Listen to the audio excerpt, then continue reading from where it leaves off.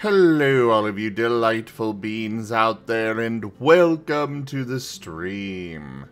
I am Razim, and this is Recolors of the Lost Pathfinder, Episode 21, Two Wrongs. This is, like as usual with this game, we've got two others that are streaming as well. Drunk_dragon_era and Oneko Tayago over here on Twitch. So do check them out as well. We also have Whiskers here today doing art. You'll see them after the beginning art scroll. But just give us a minute and we'll get into introductions once the others are done with their intros. And I'm back. I am back as well. Welcome back.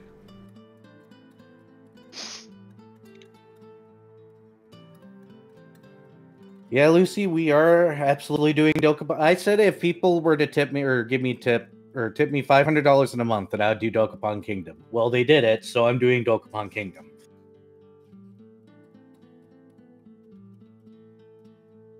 Totally not me, just sitting there for like 2 whole minutes with you guys muted before realizing, right, I need to unmute Discord too.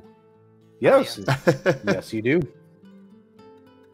But introductions first before recap. So hello, I am the GM. Today I am Drunk Dragon Era. I will be doing all sorts of mean things to the players, including killing Paint at some point in time today. With my secret DM assassin army, or GM assassin army, or whatever terminology you want to use. And I'm going to pass it off to Key.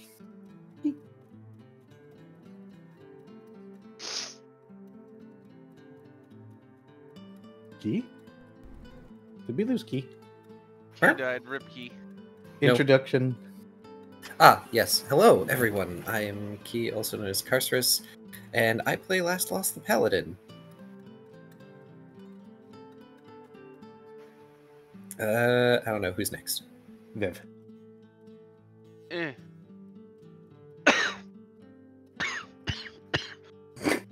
Ow. No Well, dying. Wrong way. Too late.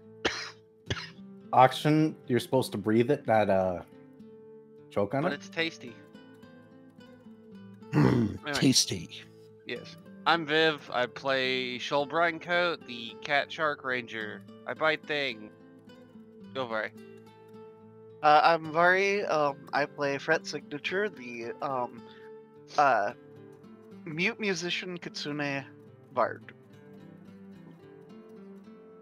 With other things. I should probably mention I have a level in Cleric at this point now. Fear me. Hi, I'm Oneko Taigo, half demon, half cat, all friend, all playing Dr. Volt, the German artificer. Got it. Why couldn't I remember artificer? He's a mad scientist. I'm also a streamer, twitch.tv/Oneko Taigo. You should support me, Era, and Zim. We're all cute. Especially Taiko. I'm not cute. You are cute. You're also up next. Hello, everybody. I am Razim, and I am playing as Paint, the sentient feral African wild dog. He is a kineticist entropist and therapy doggo.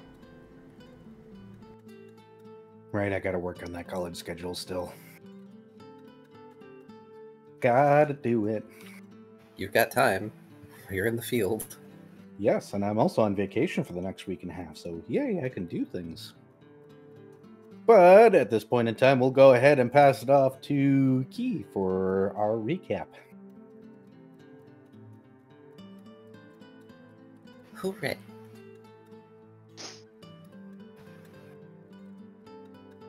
Last time was session 20.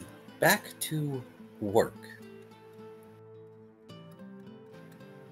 Hunkering down, Shoal decides to use the unnatural darkness of Betty's home to his advantage. Sneaking inside, the cat shark smells the familiar scent of ozone. Fred, having been following Shoal at a distance, having been concerned for Betty too, sees the cat shark enter the abode. Starting to panic, Foxfolk begins sprinting for the house while telepathically spamming Shoal with his concern. Shoal has difficulty navigating the interior of the abode, frequently coming upon indeterminate obstacles and furnishings in his way. When Fret arrives at the threshold of the building, he cracks a sunrod and tosses it inside. Unfortunately, this does nothing, as the darkness inside Betty's house is magical in nature.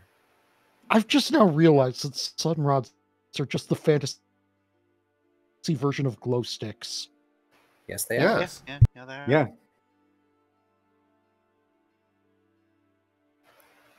Shoal telepathically informs Fret, perhaps a bit late, that it's dark in here. Unwilling to enter the building just yet, Fret begins running through the spectrum of his detection spells while Shoal continues to prowl inside, seeking Betty. The predatory creature stalks about, wanting to keep his distance to avoid alerting Betty, but close enough to see her. He soon finds Betty, but she looks incredibly tired, as if she hasn't slept in days. She looks weary, as though she'd fought someone and actually had trouble.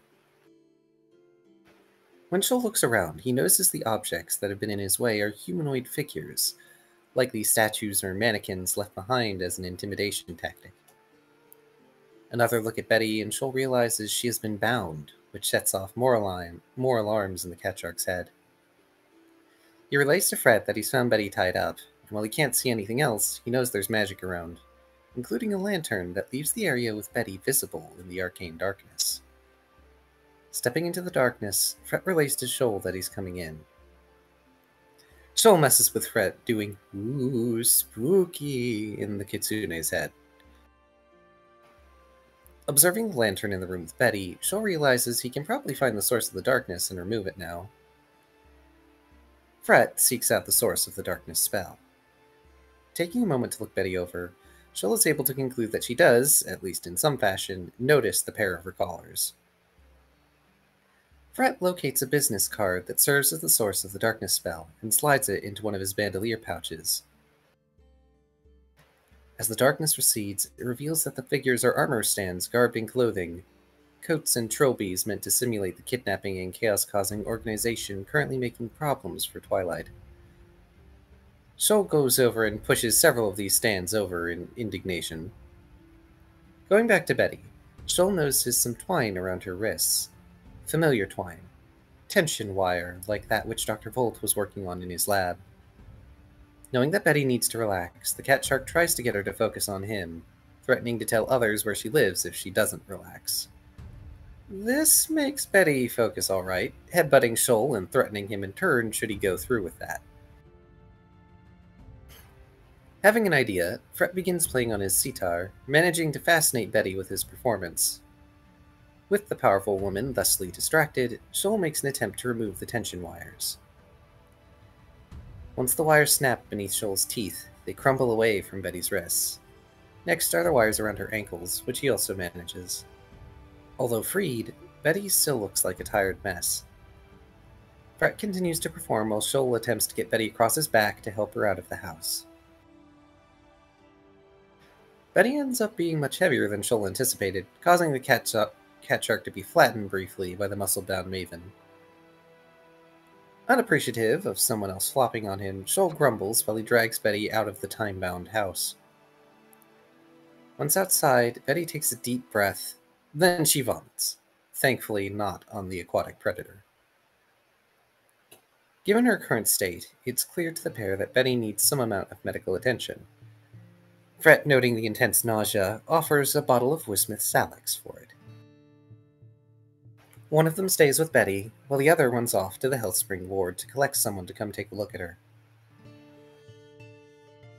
Back with Last in Paint, the paladin having accepted his mission, the client offers over a well-kept leather-bound notebook. Last begins to flip through it.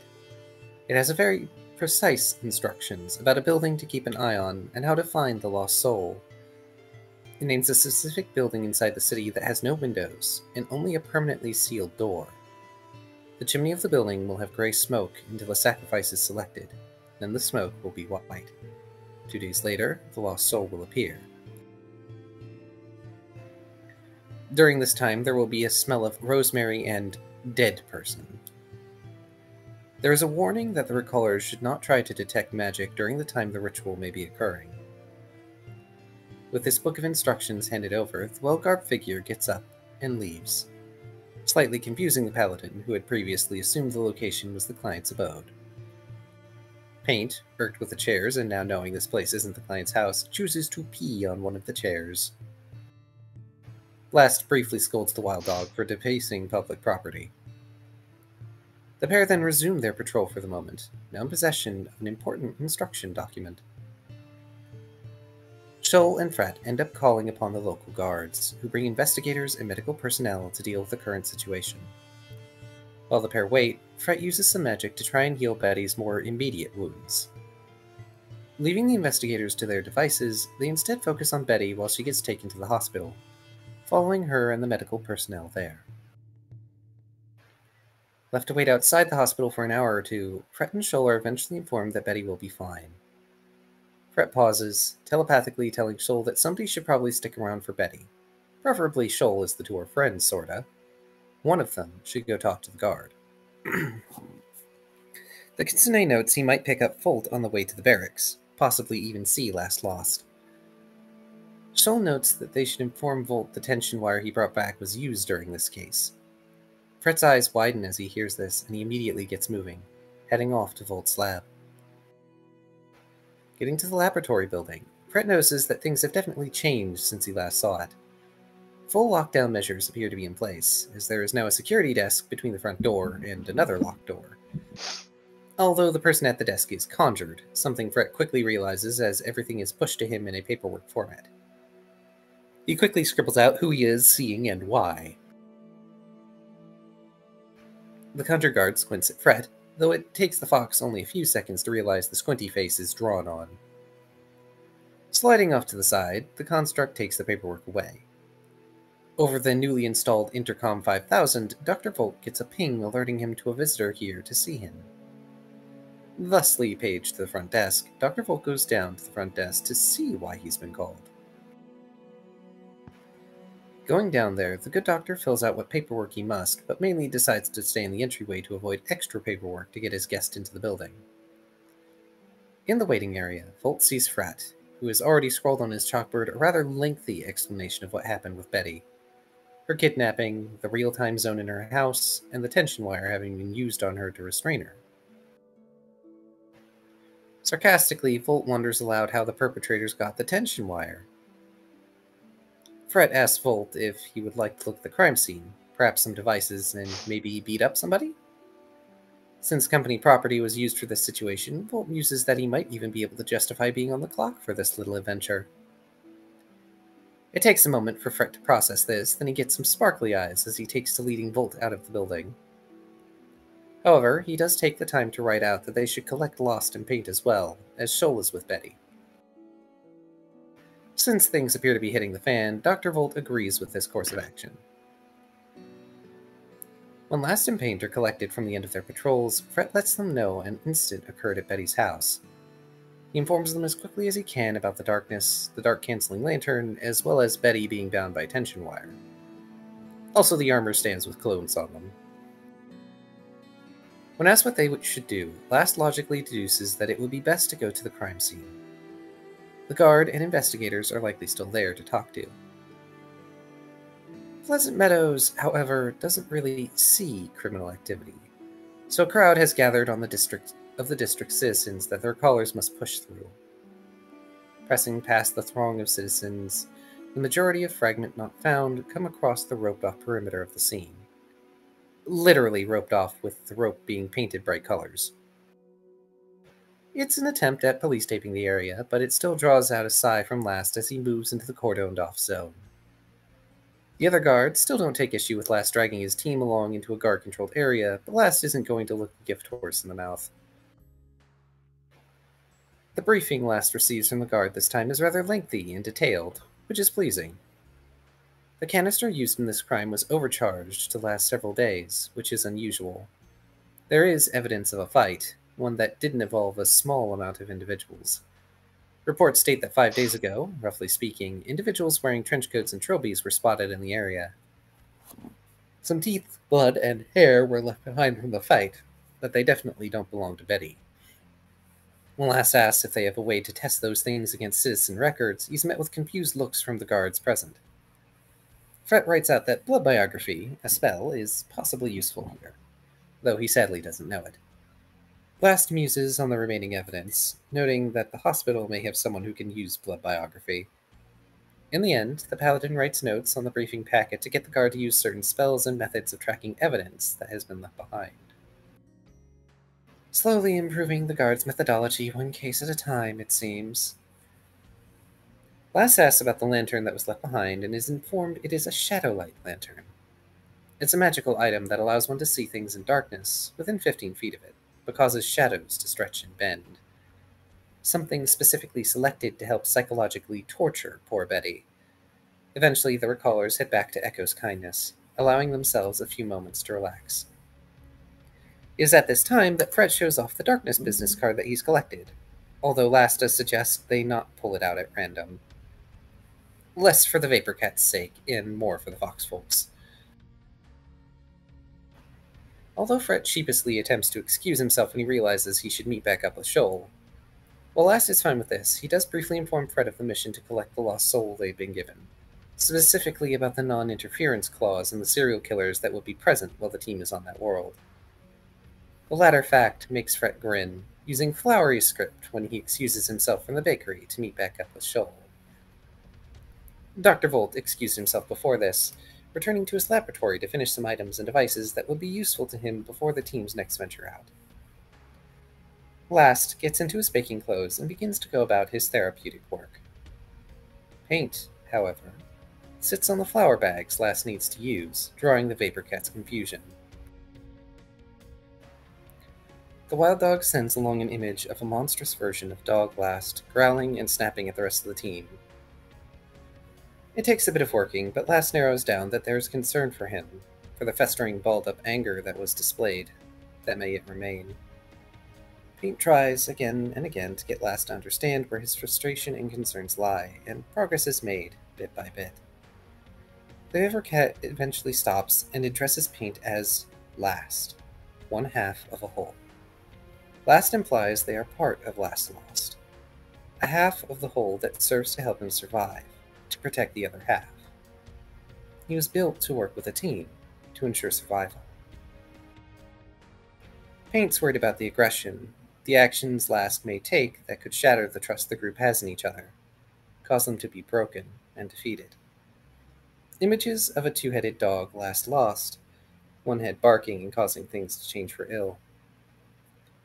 Last seems to have difficulty understanding the concerns being levied at him, the worry that he will cause trouble for the group with an aggressive set of actions, that he will end up isolating himself. Especially, he seems to have difficulty recognizing how Paint managed to deduce the shift in spite of all attempts to keep his behavior polite and logical. The Savnos admits they do not wish to push others away or bring issues to the team. It's not what they are. They understand why Paint worries, finally, and explain that they are recovering. There's no way to force a shift, but... Paint interrupts Last with an image of the two-headed dog Last lost being approached by the wild dog, each head getting a lick. This causes Last to pause and move over to Paint, embracing the quadruped. If Paint is capable of accepting the whole, then Last will be here. It is a somewhat tentative acceptance, but at least Paint allows Last to start baking again when asked. In fact, the wild dog's stomach growls. Not that he's ever not hungry. Later on, Fragment Not Found meet up at the hospitals. They might meet up and check on Betty. While they wait to be allowed to see Betty, Last relays the instructions and what he knows about the Lost Soul collection mission, especially the warnings about detect magic and the serial killers. He even lays out a plan to allow Dextrel to scout the world before they go in, so they can cobble together guises. Once he finishes the debrief, Last realizes they've been waiting a while, and goes to ask the nurses when they might be able to see Betty. Turns out Shoal never set up the meeting and had just been waiting in the hospital to see Betty since she got admitted. The nurses go back to check if Betty, who is now conscious, is willing to take visitors. When the nurses come back, relaying Betty's question of who the heck wants to meet her, Shoal informs them it's him and his team. Another back-and-forth run, and the nurse tells Shoal only he is welcome to go see Betty directly. She doesn't know or trust anyone besides Shoal at this point, so that's rather understandable. So Shoal is brought up to Betty's room and sees her jump when the door opens. Betty looks incredibly nervous right now. Walking in calm as can be, Shoal watches Betty. She jumps again when the door closes and threatens that the bow won't be the only thing that's pink if Shoal tells anyone how jumpy and nervous she is at the moment. Shoal assures her he won't tell anyone. At length, Betty thanks Shoal for the help, but feels pained and awkward in doing so. Telling her not to worry about it, Shoal tries to keep Betty from collapsing from appreciation. Although she starts to sit up when Shoal tells her about the chair getting removed from Tooth's bar. Betty is forced to lay back down by the pain of her current predicament, Shoal chiding her and telling her to heal first, then beat up whomever moved her chair. Since Betty seems otherwise fine and conscious, Shoal asks what the heck happened to get her into the predicament she was in. Sighing, Betty relays she just canceled one of her classes, having gotten frustrated with her students and the locals around Pleasant Meadows. Someone had knocked on her door, and the only person that can buy are students, and also Shoal now. Shoal is permitted to drop by Betty's any time, apparently. Yay, friendship? Fear the friendship. This is a very dangerous friendship for my health. Yes, it is. But when she opened the door, back then, there were 12 guys who she cannot remember the details of. She fought them, and fought some more, and actually had fun, until a sharp pain hit her spine and she blacked out, awakening in the dark room bound to the chair she had been sitting in. Shoal explains the assailant set up a zone of real time in her house, and left her there. Betty doesn't have the ability to express the anger she feels, so furious her eyes go apart and blink one at a time. The cat shark reassures her he knocked over the dumb armor stands. Betty states that if she sees anyone in the hat and trench coat, she should punch them. Shoal says that yes, she should, so long as it's specifically the trophies and trench coats. At this point, Betty is seething and starting to hurt herself due to her anger. Shoal is then treated to seeing the nurse on hand using the night-night gun.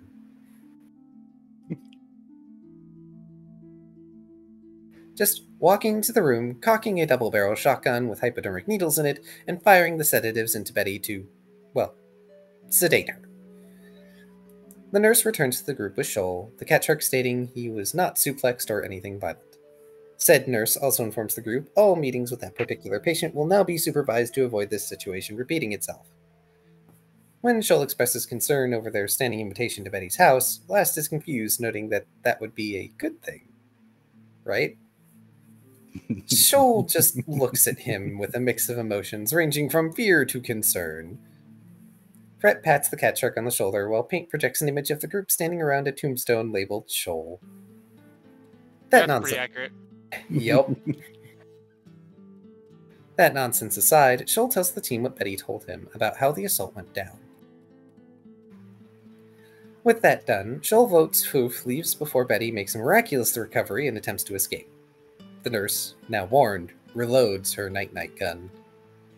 Shoal does beg the nurse to not tell Betty he informed her that Betty might do that. Fragment not found leave the hospital with all due haste, their leader asking if they'd like to prepare to finally take on their rank-up missions now. Paint still has college work, or at least that's what seems to be implied by an image of them walking to their college. The rest of the team are fairly ready, but Last prepares by telling his boss and the guard he and his team will be going on a mission soon. Fret, reminded of family recently, takes a trip to the World Mirror to look at his closer family back in Oleron. Dr. Volt, in the meantime, has to help his colleagues with various projects that may or may not involve brain poking at the labs. When he goes to Uwu, Paint goes to Professor Aldal, scratching out on a piece of paper that he wants to add another class to his schedule: therapy. While it can't be added in the current semester, Professor AD says that's quite possible. The professor asks if Paint would like to major or minor in therapy. Pointing at the various diplomas with a paw, Paint seems to not understand the question at first. Aldal starts relaying the different levels of diploma, stopping when Paint sneezes at the mention of doctorate being a higher level. This is a bit concerning to the snake, who informs Paint that it is a lot of work, but is willing to pencil Paint in if that's what he really wants. Paint sneezes again, affirming that he really does want to do this. When it comes time for Fragment to embark on their mission, they go to retrieve their cough from the training grounds. Dextrol is looking a little portlier than the team recalls as he approaches. He asks about his rank up, since apparently he hasn't received any notification of it yet. This confuses Last, knowing he put in the paperwork at some point or another. Apparently it hasn't been put through yet. Dex asks if there's a mission, since the team is so assembled, and when they might go. They seem a bit put off by, once again, the team telling them they're intending to go immediately. Almost like we should remember to inform Dextrol ahead of time. No, I don't think that's what we're going for here. Just like they make us wait, we make them not wait. Fret responds to this by telling the team he'd like to purchase a disguise kit before they go, just to have something on top of their hats. So Dextrol meets the team in Threshold when they are finally ready to leave. The gnome at the gates squints at Fret as Foof makes pass, causing the fox to be a bit concerned. Before he leaves with his team, Fret pulls a rock out and puts it on the desk, making the gnome squint even harder, thinking it's a prank. The gnome does not take the rock, which makes Fret sad and take back the stone as he goes. Getting a realization, Fret pulls out the rubber ducky and sets it on the desk instead. The gnome backs away from said rubber duck as though it is a bomb. Seeing this, Paint nomps the rubber ducky and chews on it, causing it to squeak. Making shooing motions, the gnome tries to shoo the team away through the gate, out into the nothing. Fragment not found bounces to their destination, finding the star to have an awkward blue hue compared to others they've seen thus far. Blue shadows in particular are a first. Dextrol goes in to perform scouting, this time to actual effect with his skills. Fragment not found wait upon the surface of the sphere for the moment, left among its azure shades. The arcane casters among the team notice trails of energy drifting away from their bodies while they wait. Faint trails pushed away from the light of the star. It appears as though the star itself is shedding magical energy, which explains why mages do not happen naturally on the world. While they wait, Fred sits on the sphere and pulls out his katana to leave it in the arcane light of the world beneath. Nothing in particular happens while Foof waits, although they're still subject to their magic energies being pushed away. At least for Fret and Volt, whose magic is arcane in nature compared to Paint, Shoal, and Blast. Dextrol eventually comes back and proudly offers over a notebook. Taking the notebook, Fret enthusiastically begins flipping through it. There are sketches of the primary race, slightly forward-hunched humanoids, as well as pets and animals, doodles of the culture, the current festival going on, a comprehensive guide, even including mannerisms and politenesses. Although people seem to be jerks around this world, as there's the belief that if something bad happens to you, you likely deserved it. Fret has a pleased gleam in his eyes as he pulls out his disguise kit to get started on himself and the others. Dextrol does, however, warn not to try detecting evil down on-world, given what he saw while scouting. A fair warning, given a certain paladin can detect evil at will. He does also suggest acquiring money before the team actually starts their mission, as it seems those who are left in the streets have a very poor time of it. Paint and Shoal look at the various sketches closely, choosing to appear similar to pets. Before his own disguise is started on, Last asks Dextrol where exactly they should get money from. The cop shrugs, suggesting maybe thievery? In spite of the paladin's misgivings, the Koff makes it clear it's not his fault they don't have a better way of getting money. It's not like said money will come with them when they leave anyway. So, while it's not a perfect solution, it is a solution. Fret happily and actively works on disguises for everyone, supplementing the magic of the recolor hats to make for some very convincing mimicry.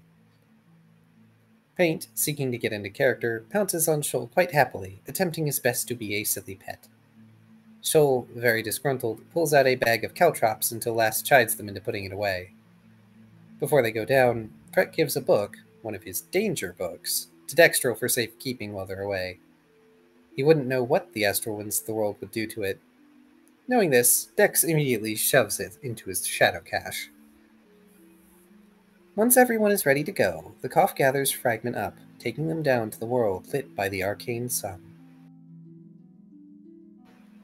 Pulled out of the shadow in an alleyway, the team is assaulted by the noise of a festival.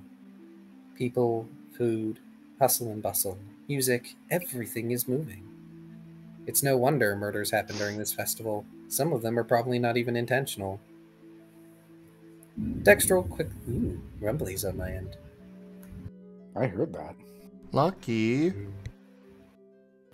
I'm so jealous. I am pleased. Dextro quickly excuses himself, although Lass tells him not to stray too far given the danger this world presents. Considering things, Fret lays a hand on his weapon and starts to leave the alley and head into the crowd. This draws the others to follow after him briskly. Food smells great, but the throngs of people do not. Paint looks for trees to no avail, but Fret quickly finds someone selling maps. As the group looks around, they notice that everyone is looking shifty in this celebration. Anything being sold is either in the seller's hand or locked down in some manner. In other words, theft is likely a rather common problem.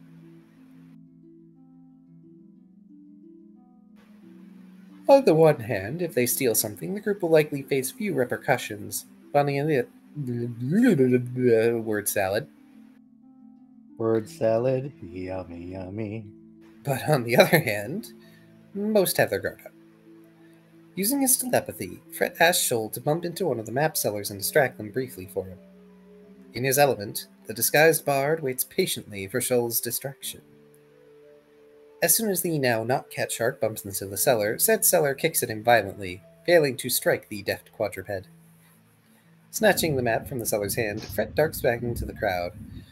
The map seller shouts about a thief, but nobody says anything. He probably deserves it, after all. In retaliation, Shoal knocks over the merchant's table, completely avoiding another kick. Fret tells Shoal to quit it and get away from the guy, not that it stops Shoal from being irritable at the merchant. Out of spite, the cat sharp attempts to knock over the merchant, but fails to do so as he dodges yet another poorly aimed kick. In response, he bowls over the merchant, then scampers away as the others start tearing into the guy's stash. Dr. Volt, seeing what's going on, decides to try and help himself to the merchant's money if he can. At least he manages to snag one coin. And now they realize why the money thing was difficult. The currency of this world is teeth. Hard to say if it's from the hunched-over beings themselves or some other creature. The team follows Fret as he moves away to look at the map he acquired. It shows where the games are, the public executions for entertainment, food stalls, and more. In the alleyway, Fret casts ears of the city, seeking out what knowledge he can about murders that have happened recently. Last is clearly irked by the general demeanor of the populace and the sheer chaos of the crowd. Something his teammates note, even if he's doing a decent job of keeping himself in check. When Fret's spell finishes, he gets what he's looking for. Perhaps too much of what he was looking for. So many flashes of images and sounds relating to murders. Just how common is this crime? While Fret is in the throes of his magic, Last muses about needing to find a base of operations, or establish one somewhere. Preferably somewhere near their target location. Dr. Volt, however, is looking around for a carrion scavenging bird of some kind. While he does see some on the roofs, they don't seem inclined to come down given how packed it is. When Fret snaps back to reality, he writes out knowing a location they'll need to target for things. When asked to explain, he seems to not want to, although Last offers to have them point on the map instead. Peering out of the alleyway, Fret looks around to get his bearings, then points on the map to a spot close to the outskirts of the city. With lack of a better plan, and one tooth not being sufficient for lodging, Last suggests going to the indicated location first. Fret also stresses that being out at night is a bad idea. Although when Volt suggests it's because of the serial killers, Fret notes those only come out at dusk. On the way towards the location Fret indicated, Fragment Not Found see an increase in some sort of alcoholic beverage being sold. many of the Hunch Blue citizens swaying or already passed out on the ground. Despite Shoal checking the unconscious ones, they're already picked clean. As it's getting darker, the group start looking for a place they can shelter or hide.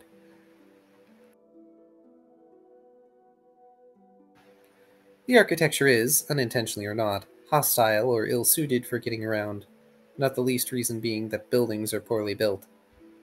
Shoal, luckily enough, comes upon a semi-collapsed building that, if covered up in the right spots, might make a safe enough place to stay. Once situated, Fret says now they just wait until dusk. Volt rightly assumes they're going to be playing heroic vigilantes and dealing with serial killers and taking their stuff. Fret giving finger guns to Dr. Volt for having guessed right. Last, with little to do otherwise, goes about shoring up the impromptu shelter, making it into a decent enough base camp with Paint and Shoal's assistance. In the interim, Fret goes about and alters his disguise, heading outside the shelter camp to act as bait for some foolish serial killer wannabe. Once Shoal finishes helping set up camp, he hides behind the covering made for the entrance of the shelter, waiting to pounce. Shoal rolled a 38 on stealth. I noted this because I think we needed to because we were ending. Yes. Last, looking to create an advantageous sniping position, rigs up a makeshift hatch in the roof to flip open so he can have a higher vantage point. Volt notices the partially adequate job of the hatch and chooses to disregard it for now. He has his own project to complete. He sets up a spell to try and make the nearby carrion birds into lookouts for the group. Pulling out his sitar, Fret sits down and laces himself with magic to make himself look better like a nameless hobo.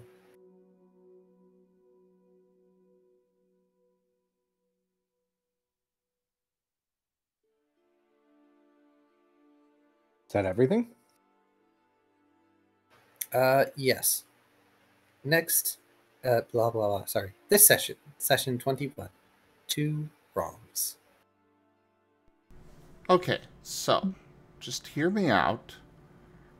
Don't sharks regrow their teeth really fast? You are playing a dangerous game, sweet puppy. No, really, try it. Try it and try it. I'm interested in our first bout of PvP. Okay, I would also just like to point out something I feel is equally as important to mention. Don't sharks also lose their teeth very, very easily? Yeah, exactly. Correct. I mean, it's not so much like he'd be punching out your teeth. It's more like he'd be going out and be like, "Hey, Shoal, can you open up?" And then he just plucks out a few teeth. Really quickly, thank you, Meryl, for your 26 months, and thank you, I Do Things, for the tip. I appreciate it. Y'all rock.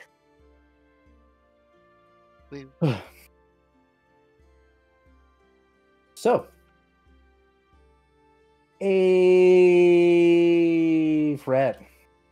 Hi. I believe I have everybody where they're supposed to be on the map. Can everybody confirm while I have Fred roll the Doom dice to see whether or not he has appropriately summoned the Doom or gotten any of the other random events I now have situated for this kind of situation? Situated for this kind of situation. Okay. Is looking correct for me. Indeed.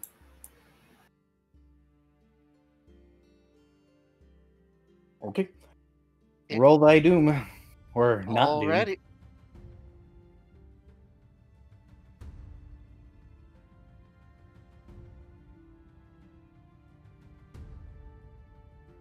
$97.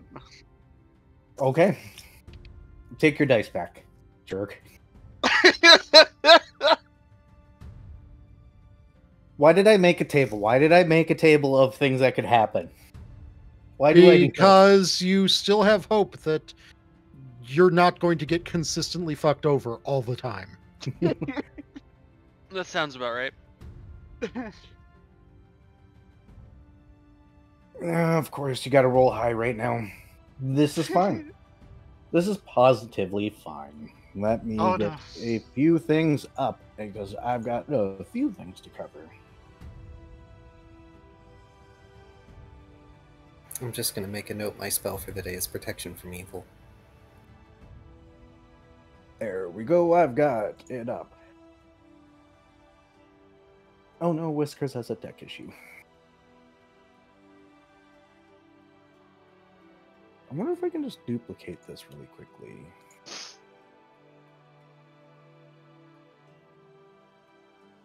Close. I need the table in view. So I'm going to bring this up. I'm going to switch to this table view. There we go. And chat's going to be partially hidden. Sorry, chat. But Vari, Hi. you're sitting there playing your sitar. And I need you to roll a perception check to see how soon you see this individual coming. Okay, cool. Point of note, I believe with what we've established, there's something else that should be rolling perception to see how soon they see this coming. We'll get there. I believe you're birds, because you got the eye thing going, the magic spell Yeah. going, which I think you can roll. Go ahead, Vari. Give me a moment to pull some stuff up.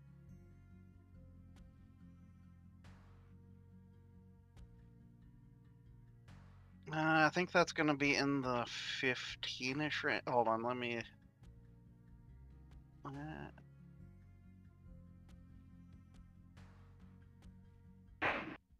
hold on. Windows having... Okay, there. Do you roll it, Calculator... or do I roll it, by the way? Yeah, it's 15. 15 it is.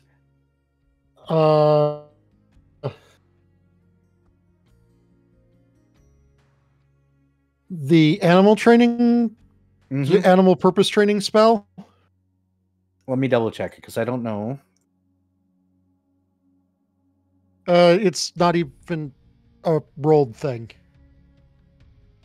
No, I meant for the perception of the animals. Oh, I mean, roll I it? guess I don't know. I guess it would really be up to you. Also, I am dumbfounded at how low of a perception score a raven has. If you got a raven up, I will let you roll it. Okay. Does skill focus do anything other than just bonus to the roll? Nope. Just bonus the roll. Yeah. It does get boosted if you have enough ranks in the thing, but that's it. Yeah, but it doesn't. Raven. Well, the ravens they have their eyes open at least. What's your total? An 11. Oh, What kind of bonus do you think a raven would have on perception? Just I don't know, asking two? for a friend. What kind of What, bonus like do you think that plus- they would have? plus 3 or 4, maybe, at least? Yeah, I think it's +5. plus 5. Yeah, +5. Sounds right. Okay. An animal. Yeah, that's not I know, but they're like an animal that's pretty famous for being able to see pretty darn good. +5 is pretty good, considering... Ravens, hawks, and eagles have renowned eyesight. Ravens, not as much. They still known for finding shiny shit. Yeah. They're also very intelligent. Yeah. But, one way or the other, Vari, what you see is a particular individual start to walk down the way. You would think that an individual that is out here, having their fun times would be discreet or possibly keeping things quiet. No, this one is brazenly dragging a body behind him that is obviously no longer fighting back, and there is definitely a streak of blood behind it. The fact that it's so brazen, possibly sending a level of chill down your spine. Or possibly not. They do seem to be wearing some sort of mask that seems to be covering their identity, as well as hoods. And you're pretty sure some sort of holy symbol? And that probably makes the whole situation worse, huh? Would a knowledge religion give me anything? You may try it. Okay.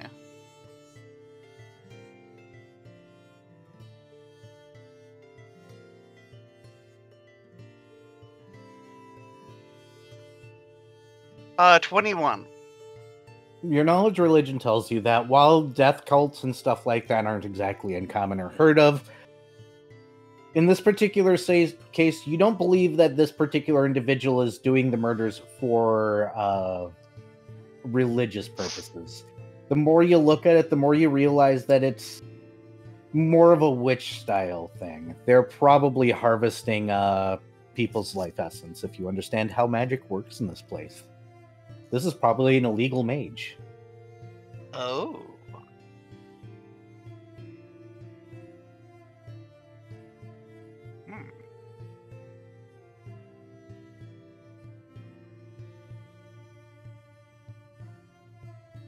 Well, Fret will, ready an action to perform a standard action, that his, new class is able to give him. As Okay. soon as hostilities are shown. But otherwise, he'll do the whole, being a destitute, person, playing a sitar with a like a bowl in front of him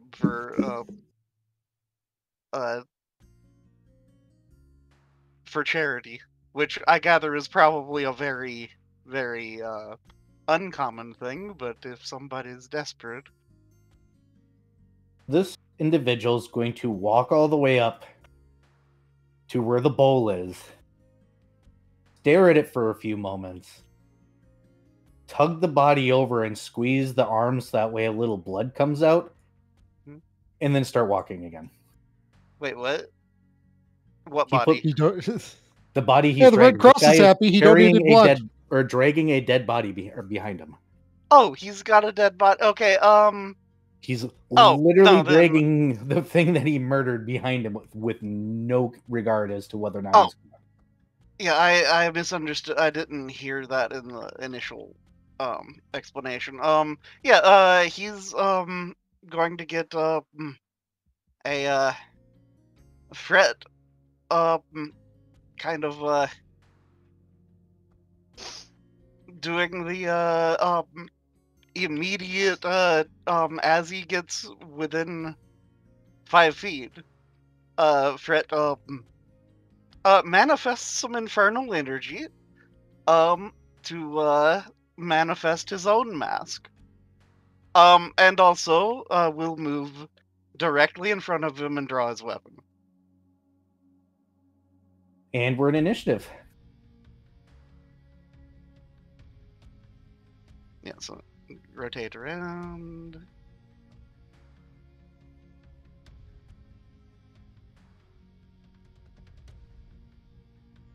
God damn it.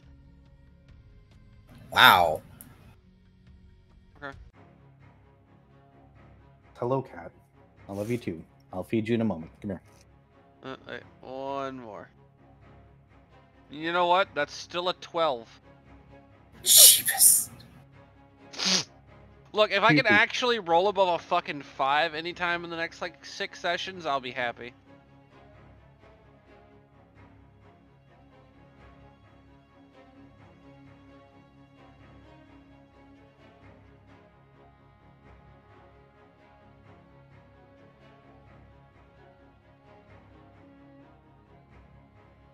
Okay, and then we just need paint, and we need Dr. Volt. Here, I'm gonna feed my cat really quickly. No, I've rolled my initiative. It's actually this bad. Oh, paint and last are gonna have to figure out who goes first here. I'm gonna feed my cat. I'll just Bigger decks. give it to I'll give it to last. Okay. Paint Pretty tends sure my to- dexterity might. Sorry. Well, regardless of who's got the higher dexterity, like Paint would prefer to just follow last and stuff anyway. So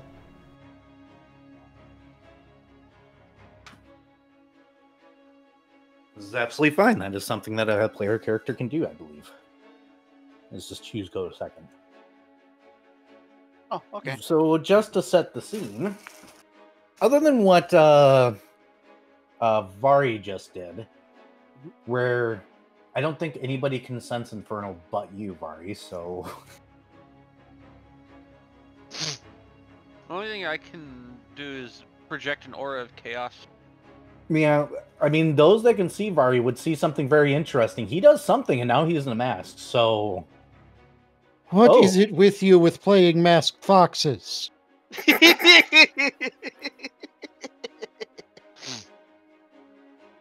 It's like he's a weeb or something. Yeah, Fred is a Mask of the Whispering God ninja. So think of the weebiest thing in Pathfinder, and I think you just figured out this class. Yep. All right. Oh, On the meantime, this individual, when he is confronted and a blade is drawn, slowly tilts his head up and draws his own bow, leaving it at last and lost's turn. Last and or lost's turn.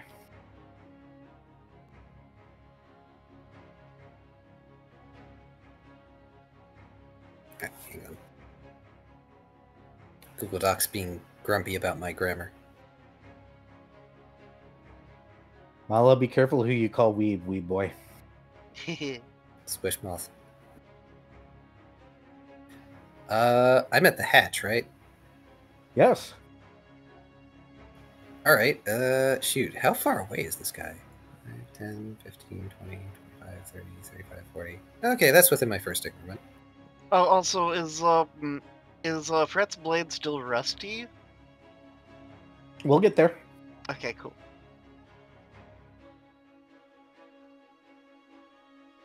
Oh no, I forgot to get more arrows. It's fine. I'm gonna fire an arrow into this fool. Fire an arrow, Crunk. As Wrong arrow! Last pulls himself up from the hatch to take good aim. And I roll the better d20. Oh! Is that... Oh, it's not. Sad. That's a 28 to hit. That will hit. 92. Yeah, bows are ×3. They're not 19 to 20 crit range without feat or abilities. Unless you... isn't there an exotic bow type that has a 1920? I don't know. There might be one, but it's not... Oh, sad. It's not the composite kind, so that's 7. 7 damage. So you pop out of your hatch and you fire your bow and do 7 damage. Anything else?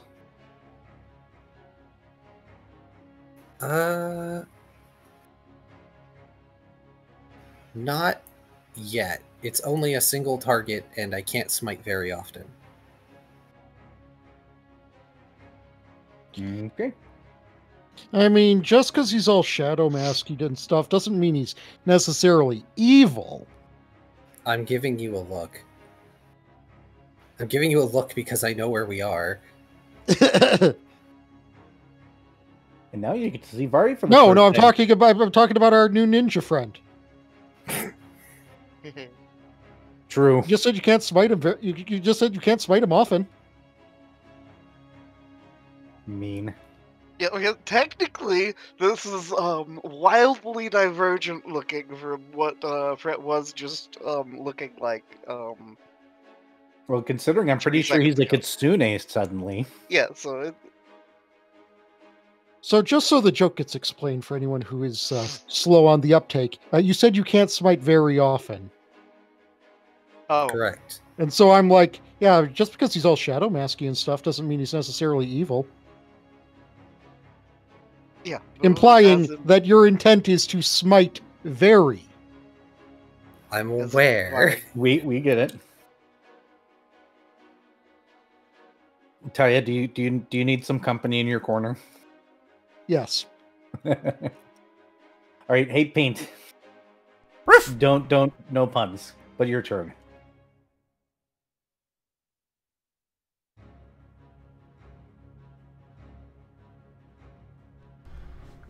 Alright. So we can see the enemy there, right?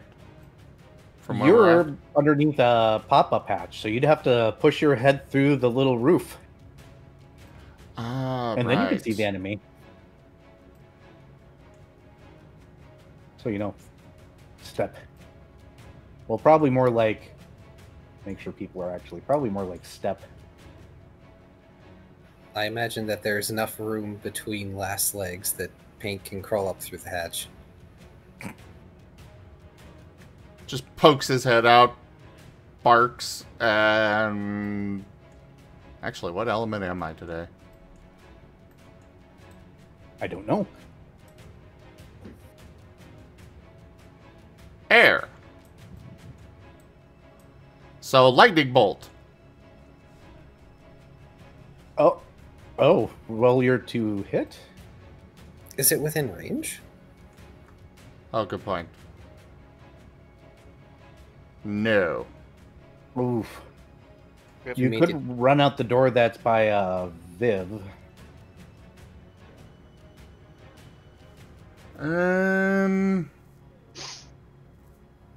He doesn't like Would he leaving be able last to get up through- side. I was going to say, would he be able to get up through the hatch onto the roof? With an it would probably take a standard action, and I believe he has acrobatics. Hold on, where's a Pathfinder character sheet when I need one to look at it? Yes, he has 7 modifier for acrobatics. Yep, he can roll an acrobatics to get on top of the roof. It will take a standard action, but it will pose him for next turn. We'll go that route. Where'd my d20 go? Roll that acrobatics.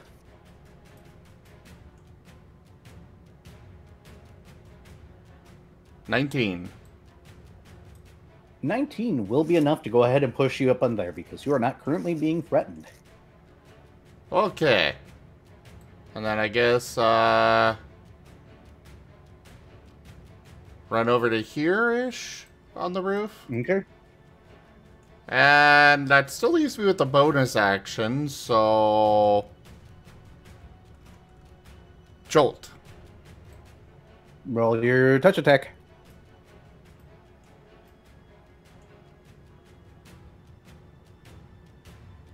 $22. 22 will hit. Roll damage.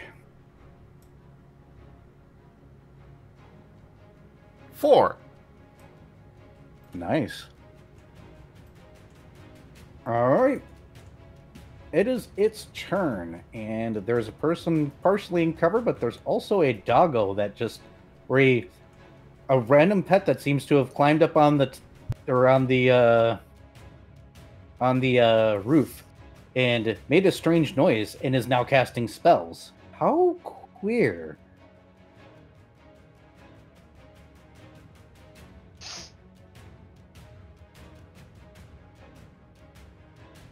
Pink does not like this place. I hope not. It'd be weird if you did. Unfortunately, he has no idea what to make of this, so he will shoot at you, Paint. Shoot with a ranged weapon? Yes, but you do not get an attack of opportunity on this one. Damn. Yep. He pulls up a hand crossbow, and he will hit AC 26 on Paint. Jesus. Ow.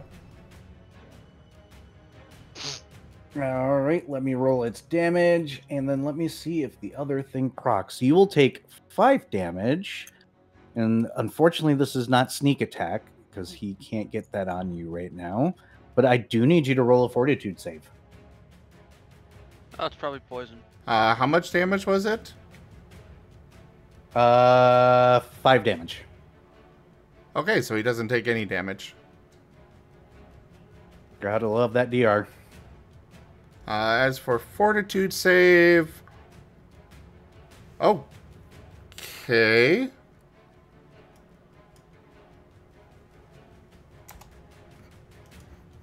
For some reason, my sheet had a random 23 bonus on my fort for some reason.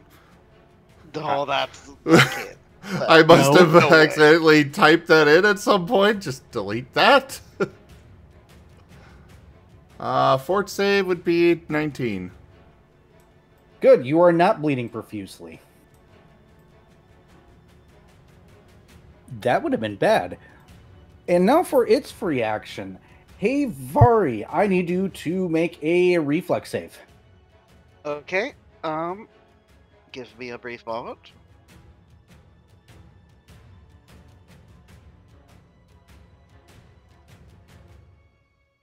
That is going to be a 24. You manage to lean back as he touches his little symbol he has, then reaches out towards you. As he reaches out towards you, his hand turns very black for a moment. Oh. Could I spellcraft that? Yes, you may. Okay, spellcraft. Okay.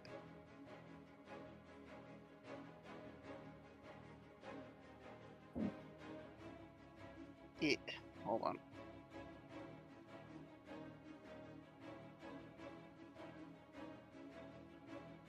Oh, that is a 23 spellcraft. You're pretty sure that this is some form of vampiric touch, except probably vile.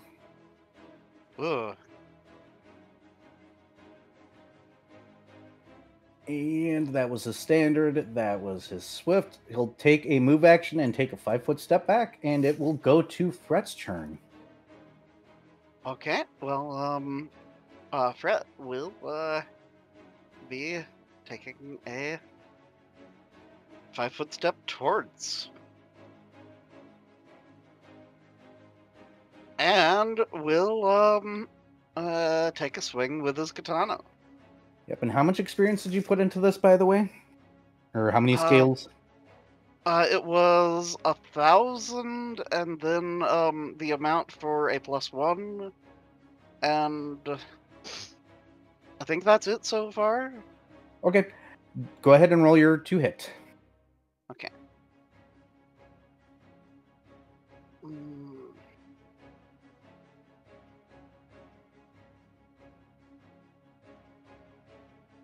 Okay, and that is, oh shit,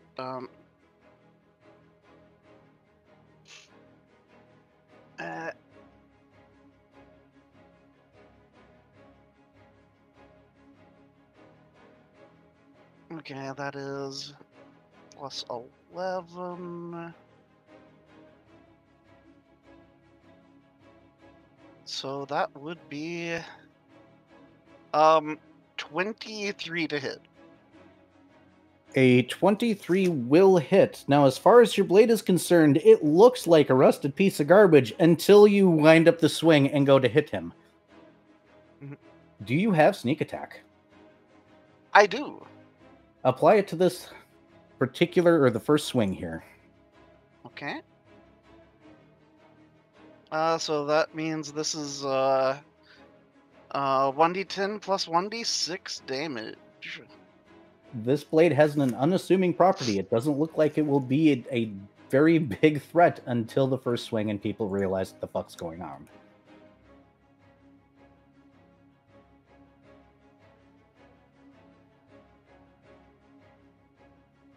Oh, 5 damage. Fortunately, only 5 damage. All right. Hey, Viv. Yes. It is your turn. It sure is.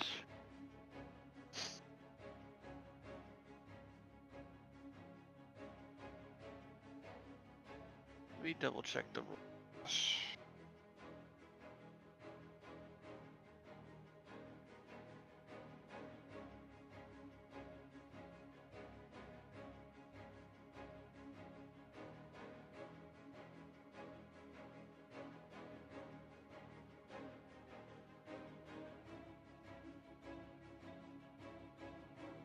Not what I want to do.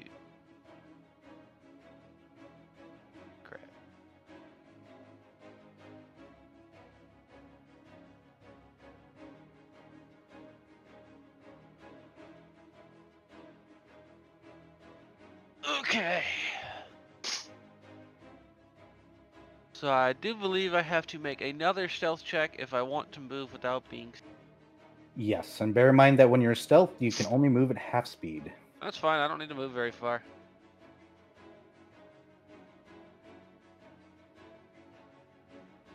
I mean, it's still like a 20-something. Yep, I need to know total because this is opposed. 26. 25, so 25. Let's see here. He So beat you the- by 1. it was a below average roll. Yeah, he rolled above average. So He needed to. unfortunately, yeah, you did. So unfortunately, you are going to be seen during this. Darn. Well, in that case, you know, fuck it. All right, there is an attack of opportunity. Let's see if he hits you. I doubt it with that roll. I think he burnt it on his perception check. Let's see.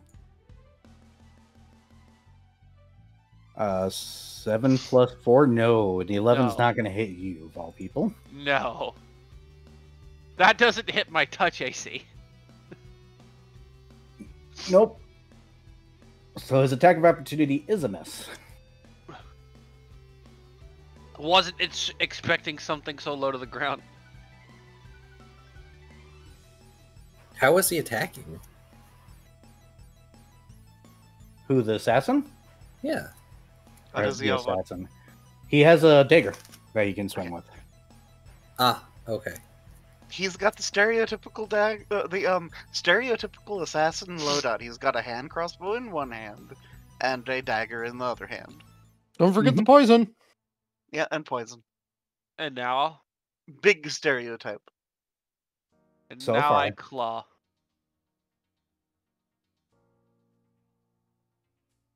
Hey, does a 24 hit?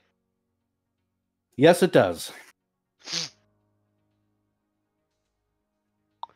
that's going to be...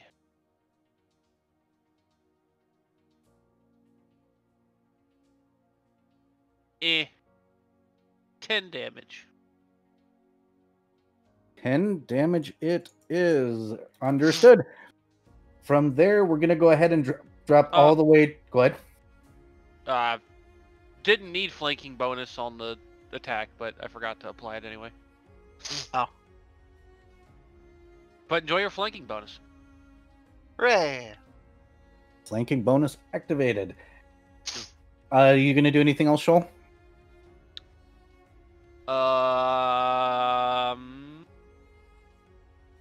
I guess all I can do. Okay. I mean, I guess I could guidance Vari, because, you know, cantrip. Guidance. Cool. Dr. Volt. Okay, well, Dr. Volt is going to move over here. And Mhm. having been able to see something within the last epoch, Magic Missile is going to do its thing. Okay. Roll damage. And this is the... Actually, no, this is the standard magic missile cannon.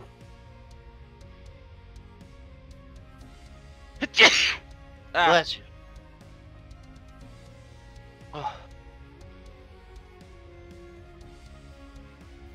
oh. 8 damage. All and right. Paint will get a guidancing.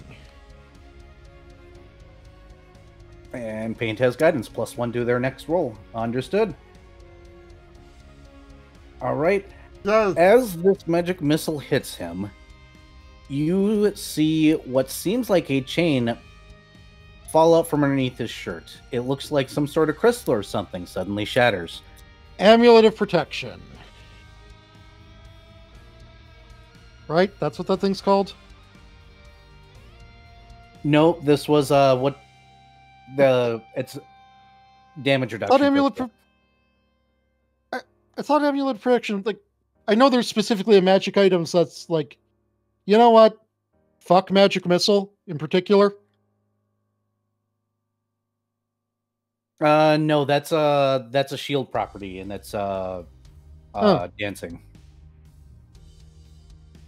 I do remember that, but I thought there was also just like a magical item that was like, Yeah, magic missile. It absorbs magic missile damage. There's a spell even for that. Are you talking about the Ring of Magic Fangs? No. Because I had that, and it absorbs it absorbs force damage specifically. I'm not sure what item this would be, honestly. There's several things that do similar. So Yeah, so it doesn't matter. Yeah. He had a thing. Yep. Okay, fair enough. Yep. And no, it's not any of that. He had a crystal that gave him DR to a certain degree, and that just maxed out its DR capability, so it shattered. Ah. But that ends the first round, so we're going to bring it back up to last. Hey, last. Yes. Your turn.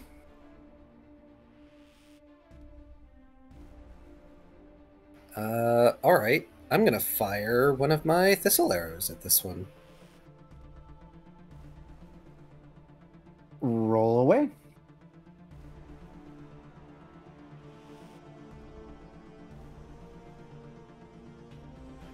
That is 25 to hit.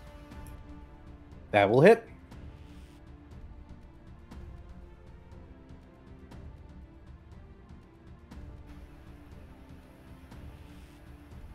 Oh shoot, I need to remember to rapid shot. I'll do that next time.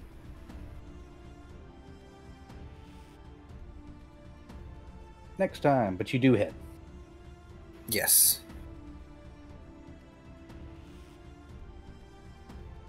If I click the right tab. No right tab for you.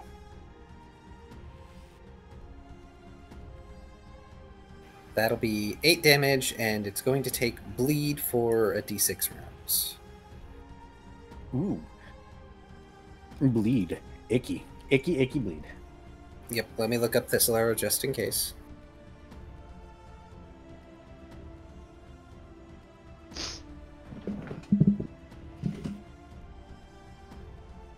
Why are you looking that up? Do you have any other planned actions this round? I'm going to Swift Action Penumbra myself. Nice. Yeah, it's 1 point of bleed damage each round for 1d6 rounds. Yep. Here, I'll get the d6. I got the d6. Alright, I'm going to put that next to him so that way I remember 4 rounds. Alright. Hey, Paint. Riff! Full Your round! Uh-oh.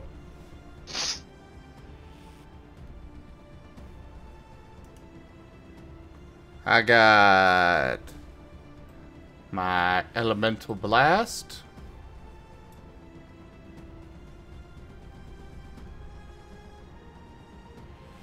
Uh, 14 to touch. Oh wait, no. 15 to touch. Because guidance. 15 to touch? That will touch. Hooray! And I'll roll for the jolts. Stop. 24 touch and another 15 touch. So yep, that all hits. For the first one. Oh, come on.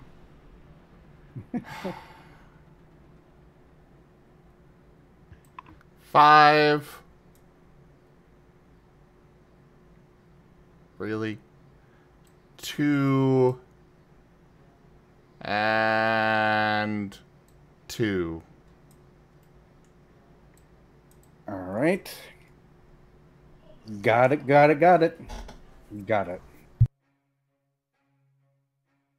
And it will fall to his turn. He'll take his 1 damage. I'll switch this to 3 really quickly. 3. And he'll take his 1 damage. Ooh, he's looking around seeing a whole lot of individuals, and he doesn't like this. So, hey, Vari. Hey. He's going to reach into a pocket. Uh-huh. And he's going to pull out a symbol exactly like his and offer it over to you specifically.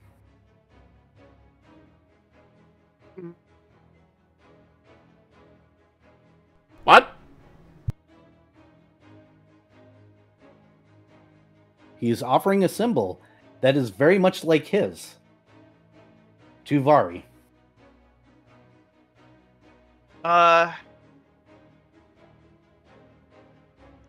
Fred's going to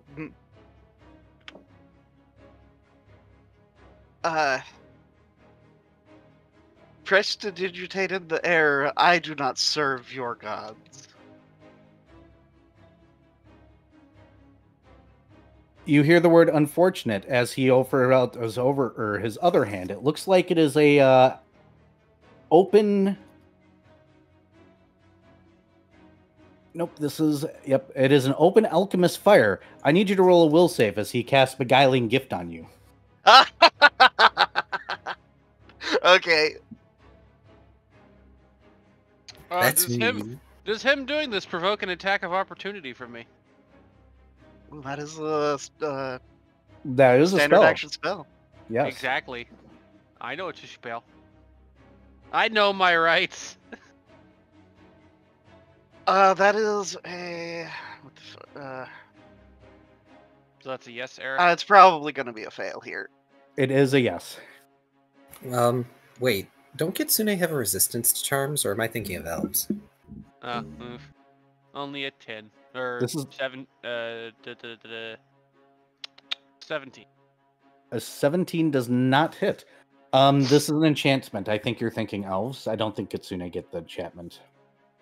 No, they get a boost to doing enchantments. That's what I'm thinking. Yeah, they get a boost to enchantment DCs for when they cast them. But no, that was a will save of. Shit, hold on. Oh, that's a. Well, no, that's an 11. Okay.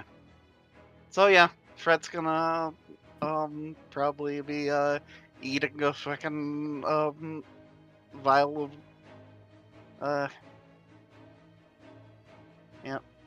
Yeah, well, the good news is you only take 3 points of damage, but you are on fire. You gotta admit, that was a vile move on his part, but it fits the tone. He is then going to go ahead, and he'll take a 5-foot step here, and then he's going to attempt to use a spell to allow himself to... Oh, that does not work how I thought it did. You know what? He's going to eat it. This is a bad situation. He is going to go ahead and attempt to move 3 squares and hide while doing it. So if people would like to make perceptions as he attempts to go cloaked. Does he eat an attack of opportunity from me because I have? Yes, you do. Yep.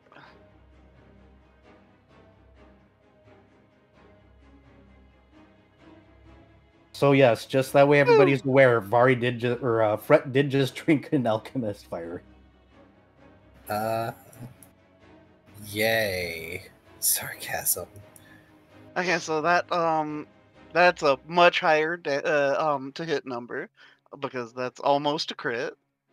Oh boy. And I just get the D10. So let's see here. I have rolled the same number twice in a row. Let's see if I can get just out of 4 points of damage. No, okay. Okay. I was waiting to see if my fucking cursor was cursed. Are you including sneak attack because you were flanking? Vari. Oh, okay. Yeah, that is not including sneak attack. So hold on. Throw in a D6. Only an 18 on my perception. 5. Curse of 5. Well, I haven't rolled above a 5 this entire session, so, you know. or at least it's not oops all at once. At this point, I'd rather oops all once, because at least it'd be funny. I'm rolling nothing but 3s. Yep. All right, so we'll go ahead and notate. Or would you roll, Viv? My perception was an 18. It's literally the 3rd lowest number I can get. Nope. With the flurry of his cloak, he seems to have vanished for you. So My perception was a 6. Does my anxiety trigger? Yes. Here, I guess I need to roll the perception also, right? Yep. My perception was 19. Okay, you do not know where he went. Well, then that means I don't know where he went, and nor do the crows. 17 for me. Ooh. So my anxiety does trigger. Please be useful, anxiety. No. Anxiety be like, No. nah. My, I mean, you my have anxi- rerolls. You know what? You know what? Where's my tracker? Refresh quick. Yep, remember Yeah, to no, I'm update your debating tracker. the same. I'm debating the same thing at the moment, Kai. Does this still get the plus 10 from my anxiety? Yes, but you Fuck should it, I get a probably... reroll. I should probably use the cannon, right? Yes, you should And, probably use the cannon. I figure since this is important for Fred, I should burn my reroll also. Okay, Oh my god, fuck. I want a new dice. use the cannon. No, I want a new Burning dice. reroll. My reroll failed. I refuse to use What's this your dice. total? The total was 16. Oof, nope. I don't know where your dice went, but... I fucking deleted it. Oh, here's another dice then.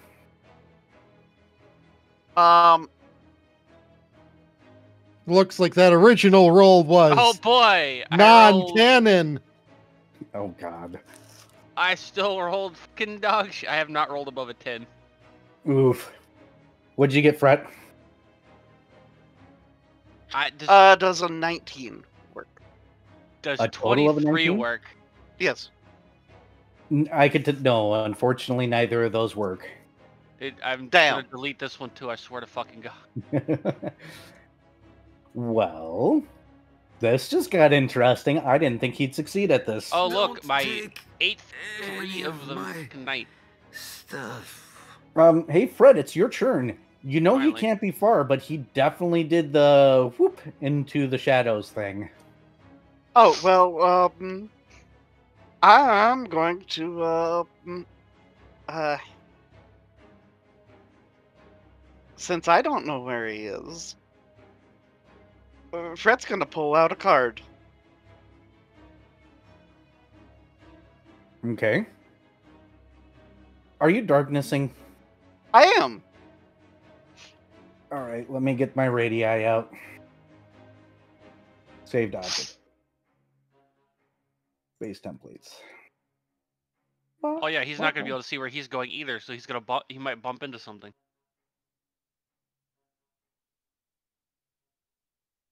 This just keeps on getting more and more interesting. It's a 30-foot radius, right? For darkness? For that one, I do believe it is, maybe. Let me look at the darkness spell specifically. Or at least, it's at least 20. It is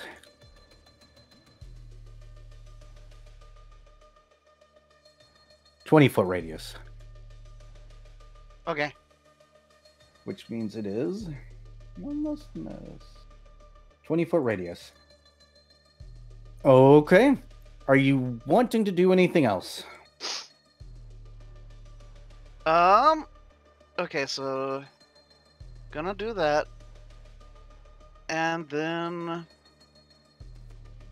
gonna move. Okay, so I saw that he was moving past me, right? Yes. I'm going to move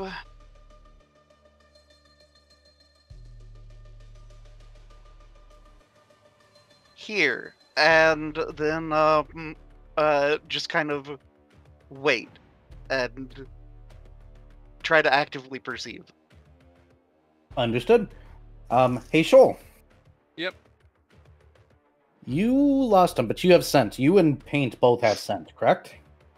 Yes. Or at least Paint does. I have track. Ah, okay. Never mind. What do you want to do?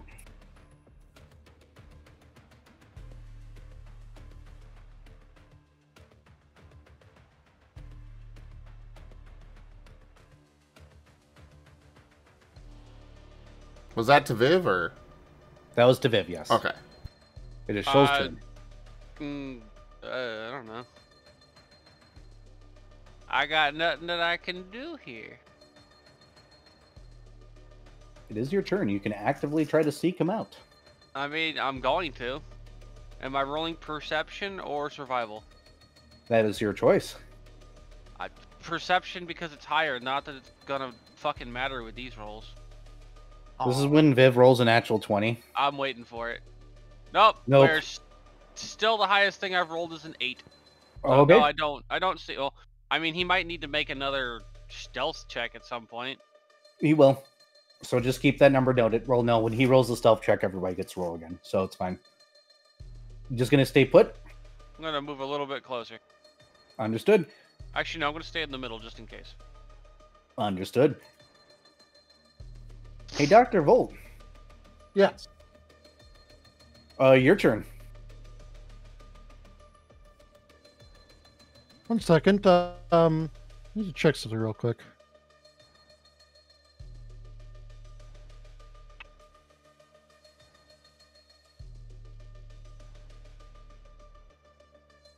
For once, I rolled decently on an enemy action. Ah.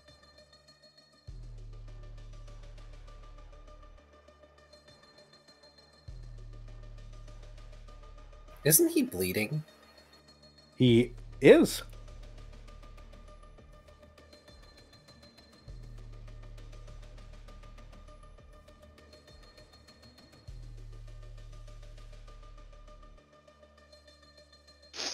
So he was where? I believe he was at or very close to where Shoal is currently standing. Mm-hmm. Before he moved and disappeared into the shadows.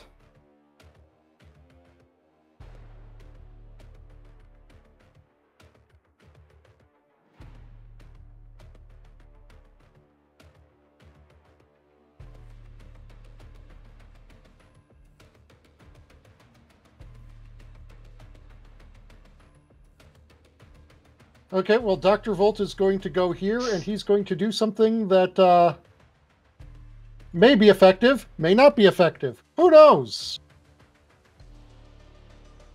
He's going to go here, and in this general area, how do I Use the line tool.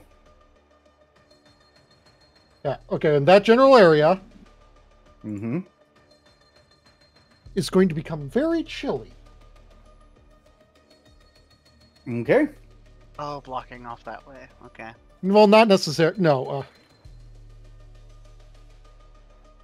Oh, snowballing. Yeah, when in doubt, AOE. 30-foot cone of snowballs. Understood. Jesus Christ. You do a snowball in a 30-foot cone.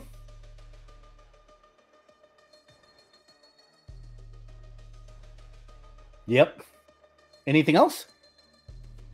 I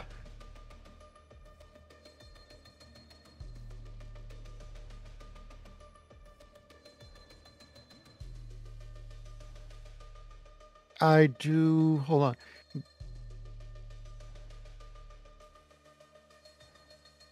Guidancing myself. Understood. And oh yeah, no, that would be it. Yep. And then at the top of the turn is hey last.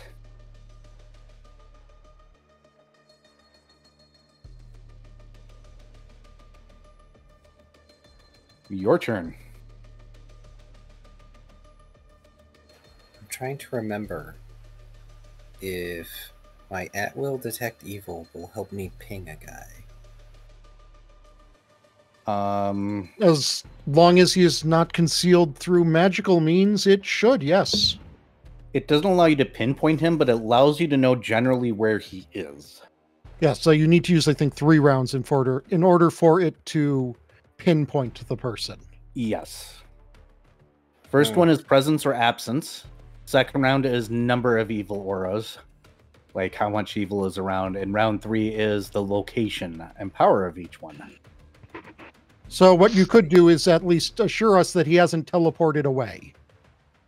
Correct. Mm-hmm. Which is at least your swift action. My at will detect evil is a move action. Is it? Okay. That leaves you with your standard and your swift. Can I use detect evil twice and get 2 rounds worth? Sure. Cool, we're gonna double detect evil. You know there is one evil aura. It's pretty damn evil. You also sense the presence of at least 2 evil items. Ooh, unpleasant.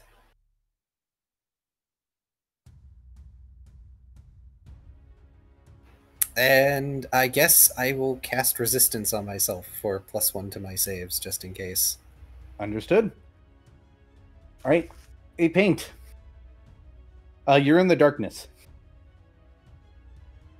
Okay. How far up on the roof is he? Like 10 feet. It's not that high up. Jump. And he's going to try Okay. and use his scent to find this guy. Okay, so when you jump, you take 1d6 points of damage from... That's fine. Fall. Let me get that. I don't get to use these rolls very often. To be fair, most likely, I mean, my DR Ooh. will eat it. I mean, 6 points of damage, so you will take 1. 1 point, okay. Yep, and then you go ahead and roll an active perception to see if you can sniff him out. Sniffle, sniffle, sniffle, sniffle. Snoof, snoof, snoof, snoof.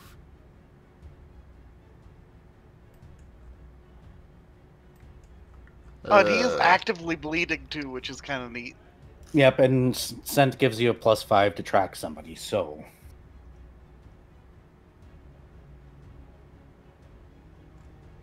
Oh, is that how it works? Okay. Mm-hmm. Well then... 23. Unfortunately, not enough. So you're going to be spending your turn, unfortunately, sniffling around. You find little spots of blood. You know he's close. Go ahead.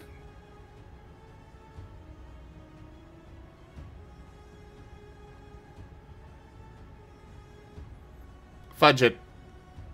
Reroll.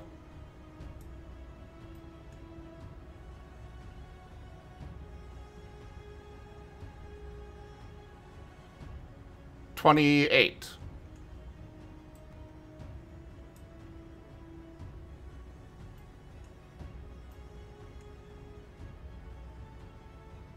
You end up there.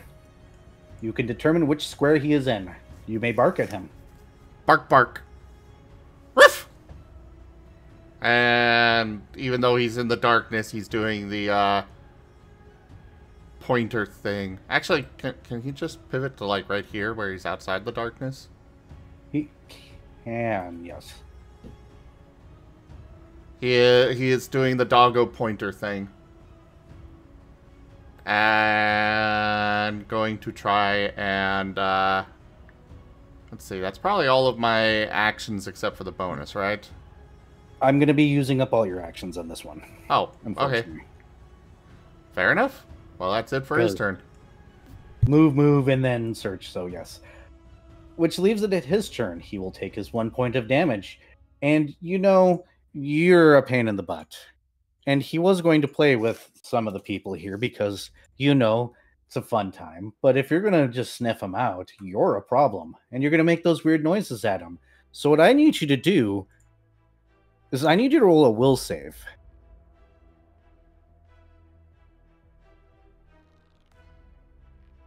So remember that very evil item I mentioned, by the way, Key? Yep. As the man leaves hiding and pulls something out, you and Vari can't see it, unfortunately. You No, not yet. and Dr. Volt and, yeah, everybody but Fret can roll a spellcraft if they'd like. Ah, you can do that. Can you, though? I can. Hey, finally! And it's on a fucking spellcraft. Well, I can't. Well, here's Paint's spellcraft. 25. 13 for Paint. 10. For my will save.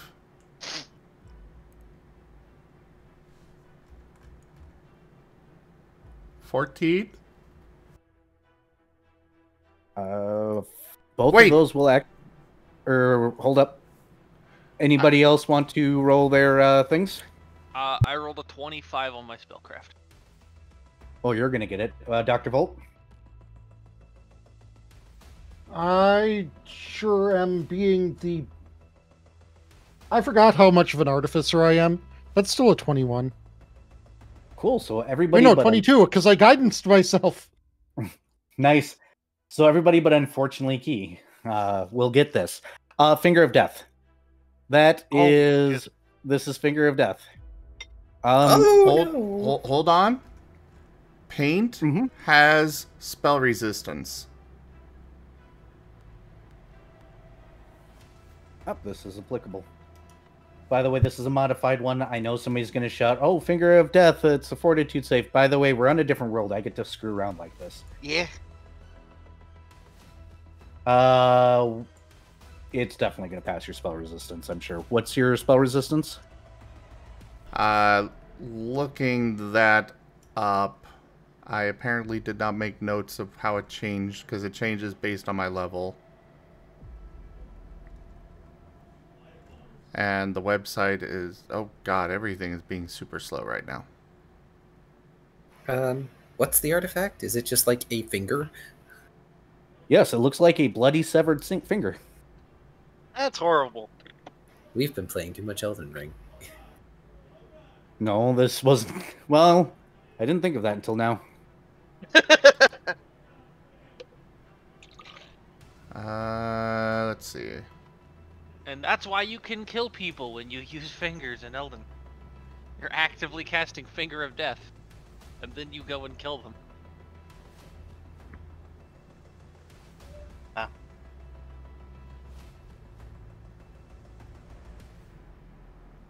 Sorry, I'm trying to find this as fast as possible. Here, I'm going to run the bathroom really quick then, because I Okay. actually need to take my meds, and then you can use the bathroom.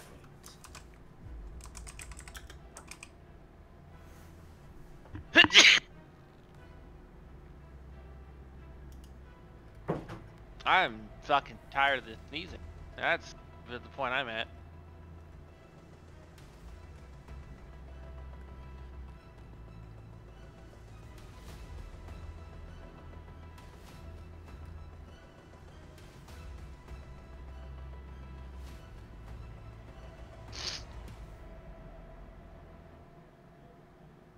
Simple wishes I you did can write zoom it type, down. Viv. Thank you. Thank you, Simple. I guess I did write it down, just not where I wrote down everything else.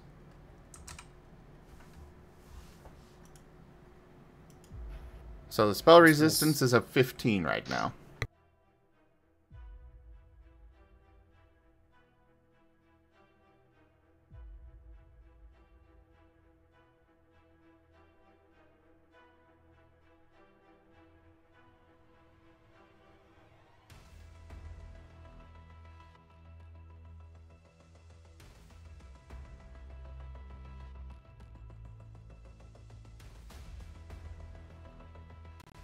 Okay. I am back. Sorry about that. 15? Yeah, 15 for spell resistance. Yep, and your will save was a 14 or a 13? 14. Okay, you do pass, but you're going to be taking some damage here, so give me 1 second. How much health do you have? 50. Oh yeah, then I don't feel guilty about this at all.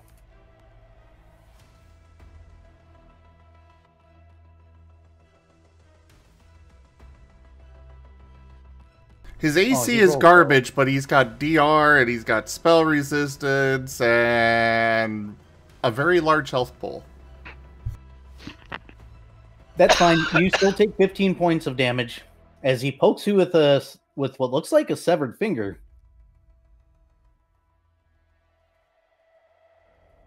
And then is going to try and poke you with it again. Let's see if... Let me roll the spell resistance. Yes, yes. He's going to pass it again. I need you to go ahead and roll another will save.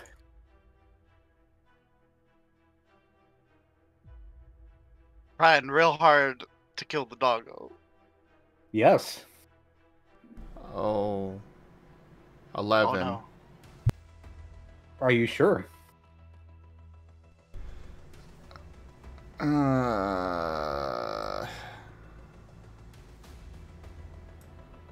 Fine, I'll use a reroll. Oh, 21. That is a pass. Yeah, if you had not re-rolled, you would be dead. Take another 15 points of damage. Oh, that didn't kill you.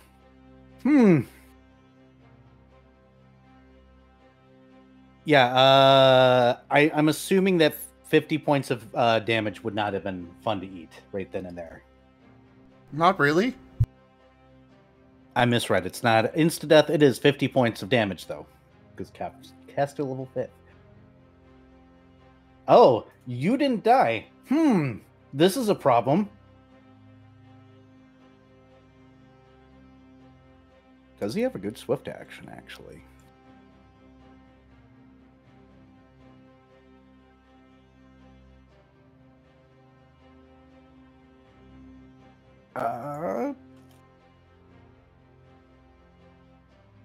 No, he just tried to kill you twice, and it did not go. Paint is just growling at him. He is not showing any signs of weakness. He is strong. He does not have a good cantrip to do here. Well, I guess that ends his turn. Hey, Fret, it's your turn. Hi. So, yeah, Fret's going to, okay, so, reasonable thought. If he's wanting to play hide shenanigan games, we can play hide shenanigan games. So, Fret, with his card, is currently in concealment. Yes. So he can initiate a stealth. So, gonna do a hide check.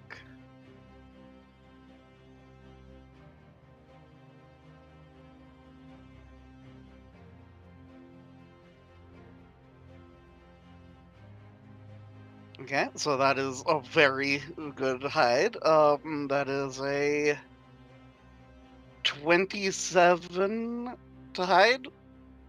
Okay. But then he's going to stow his card. Understood. Let me get rid of the... Move half speed. 1, 2, 3. And he's getting stabbed in the back. What was your percept or your hide? 27. Hey, Varley, I got a question. Do you love me? Yes. Well, what? Don't worry about it. Go ahead and roll your to hit. Okay. I think this guy has gotten the upper hand on you guys enough this game. Though it would be funny if he would have not.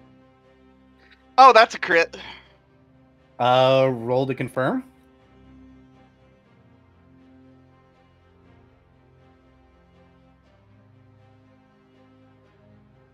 I get to confirm.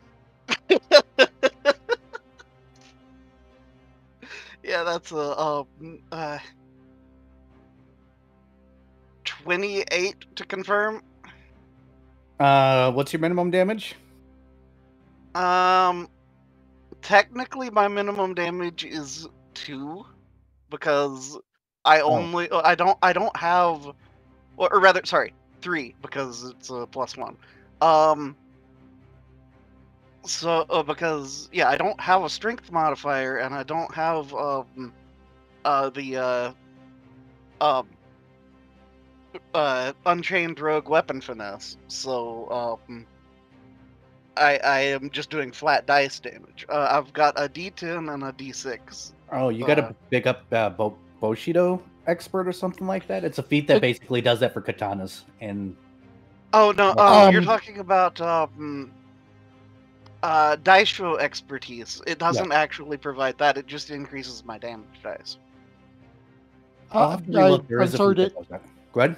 I need to interrupt. Slen, thank you for the raid. Welcome, raiders. Welcome. My name is Oneko Taego. We are also being joined by Razim and Drunk Dragon Era, who is not currently in my chat. So yeah, I'm here. Why is it not filling your name in with the @ There we go. I haven't sent a message.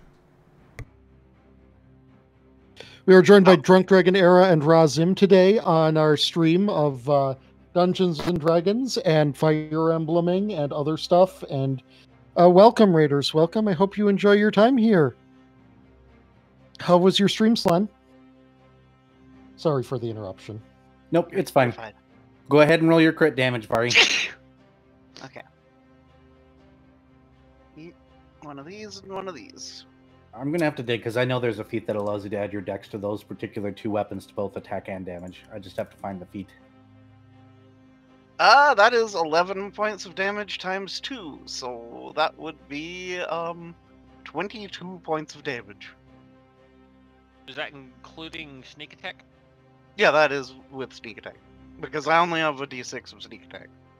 So he is at 69 points of damage, so giggity.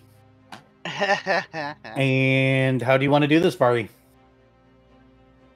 Well, everybody else is right there in front of him. Yeah, so he just from out of the little bit of shadowiness right here, Fret just kind of creeps up and does the turning his katana reverse and doing an upward jab. And just the guy's looking at paint, and then suddenly there's a katana blade jutting out of his chest, where his heart used to be.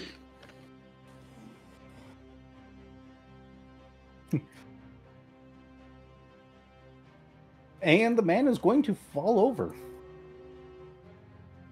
I guess you can call him a man.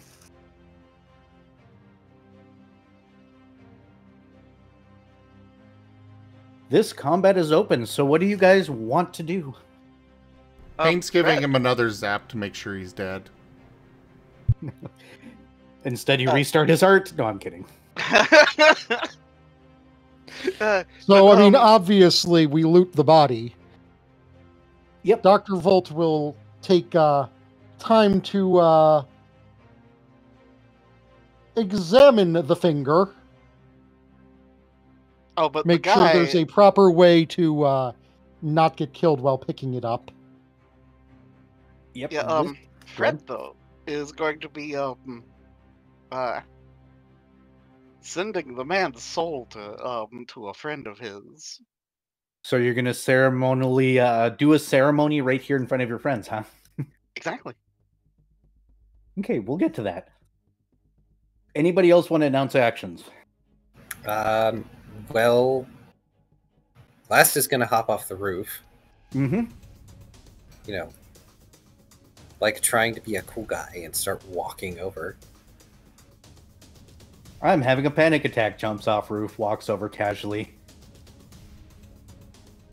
Yep, just quietly having a panic attack. Specifically staring very directly at that finger. Yep. Well, you already know what it is. They're Dr. Volt. You know very well that this is a literal finger of death. You can pick this up as long as you're not poking somebody with it. It looks like there's intent behind it. As far as you can tell, it has 2 charges left in it. As you guys loot the body, you do find one other... You would assume this is a magical item. This looks like a piece of skin strapped to bark.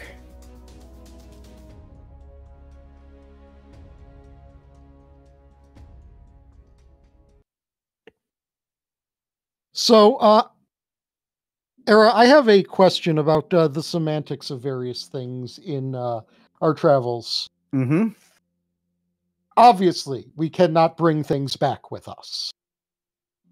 You But what if technically we can. make the thing? What if we make the things? So, just to put it out there, you can actually take things off of the world. It's just once you remove it from the world, it no longer exists. You're basically removing the item from existence. So But you just can that bring... instance of the item. Yes, that particular instance of the item. Yes. I do want to warn you that using this item, it is an evil item.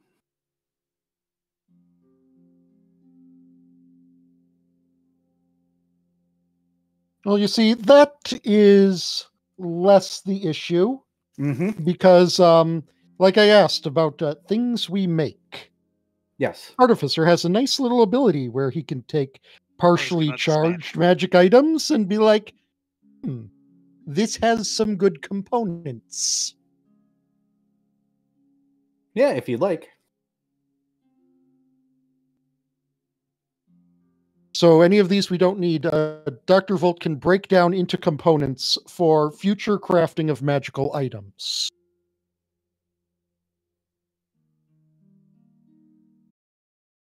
Wait. Never mind, no he can't. Do you need Oh, do more you- levels? That's next level. Oh, damn it! Funny. Man, that's the whole aversion thing all over again. Yep. Though, I mean, it could work. Maybe if we were to, funnel a few scales. Speaking of scales, But it's kind of funny. we just killed a man. Getting there, one thing at a time. So, the other vile item that is found looks like a piece of flesh that is strapped to some sort of board.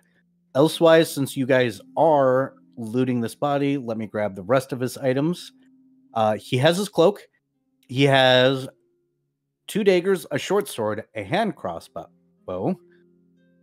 He has leather armor under there, it looks like. Or, excuse me, it is studded leather. Actually, it's +1 studded leather. Ooh. Fancy. He has a potion of some form. He has 3 potions of some form. That Also, can be identified. Can I just check something? You said that if we remove this from the world, like, all of it just stops existing in this world? So, like, if we were to take, a scroll of Fireball, there would be no more scrolls of Fireball in that world, and no one would know No. scroll of Fireball? No. That- not all. that Instance. item. Okay. So if you take a short sword off this world and bring it back to, or off this world and you bring it back to Twilight, and you were to come back in this world and drop off the short sword and leave, the short sword would disappear the moment you leave. Because you took it off the world. It no longer exists. It's in the same state that you are, which is you only exist because you're being remembered by certain people. The moment you leave objects behind you specifically as outsiders, they disappear. So if you take something off of a world, you're deleting it from reality. It doesn't exist anymore. Okay. Just that Regardless, instance of it. Regardless, I don't think anyone here would really have a problem with Unexisting. deleting this yeah. finger from existence. Yeah, that's Cool. fine. Can I finish giving the list of items? Sorry. So he has... Okay. Let me start from the beginning because I don't remember where I left off now. 1 stud of leather, 1 hand crossbow, 2 daggers, a short sword. He has 3 potions that you can identify, as well as 2 alchemist fires. And then it looks like a pouch that has Somebody's going to have to count it. But should somebody count it, it looks like 52 teeth. Now that you have a dead body, you can tell that they do not necessarily come from humanoids. But you have a feeling that this man probably would have no problem taking things from body parts. Are they all like the same? No. They are slightly different. They were definitely taken from... These are actual teeth. Okay, no. Like, I mean, like... Are you setting up for a joke? No, I'm not setting up for a joke. I'm wondering if, like, do they all appear to be from the same kind of creature? No. Vaguely. They're all from predators, at least.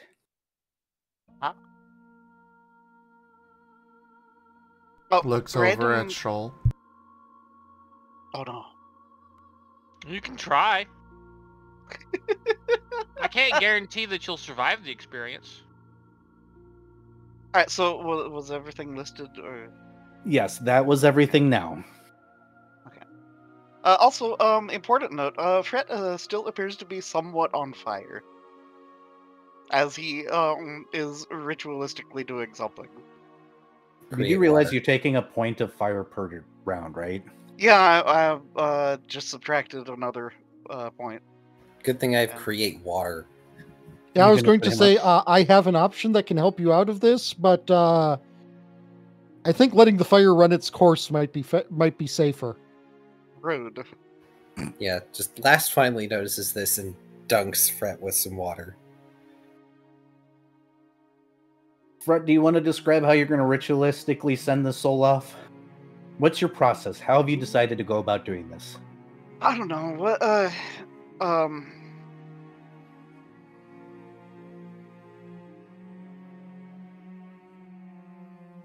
well, since the guy, has a mask, yeah,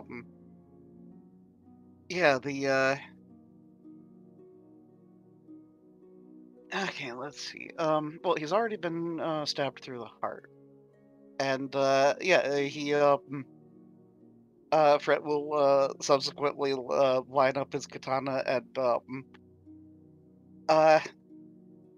split the man's mask and pierce through his head at the same time. Fancy. Hey guys, Viv is doing weird shit over there. You mean Vari? Yeah, Fred is. Sorry. Yeah. Floor's open. You guys can do things now. Dr. Volt's now also going to go take a look at that weird skin. You may spellcraft that.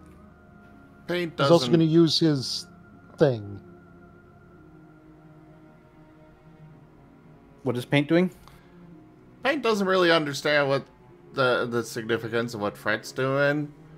He just kind of looks at it as like what he did.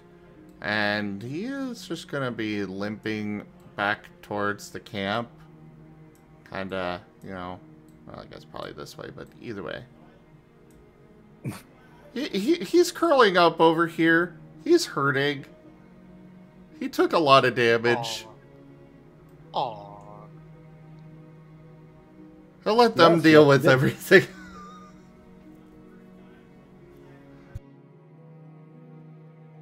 Last is folding his arms, eyeing up what Fret is doing. You still got Detect Evil on. And, yeah, I gather there's probably some evil energy happening over here. Maybe, considering technically you're committing an evil act, but at the same time, are you really committing an evil act, or are you doing a good act? Because you're sending a vile man to a devil. So I got 36 on identifying the skin. Oh yeah, this is definitely another one of those weird magic items. You're starting to get a beat on how this man casts his magic. This will cast Grasping Corpse twice. That's horrific.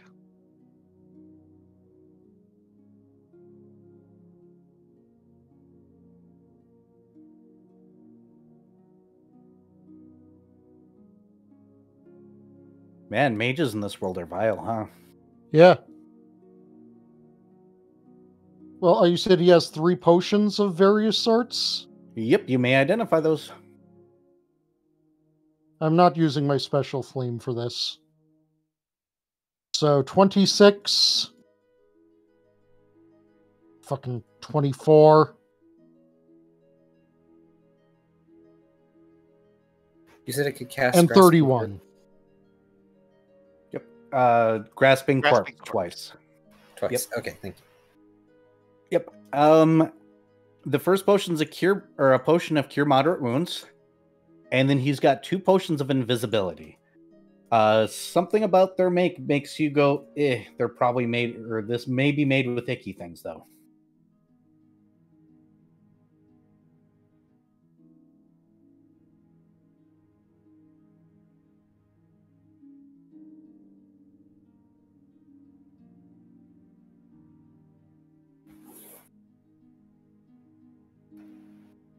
Fred, what are you doing?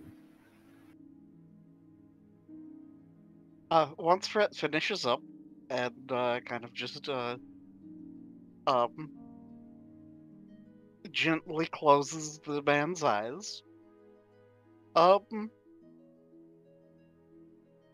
he just stands up, brushes off his pants a little, pulls out his chalkboard, and just simply notes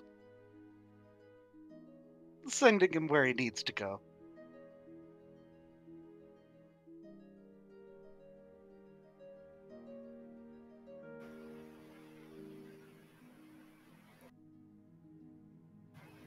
Last considers this. Considers the corpse.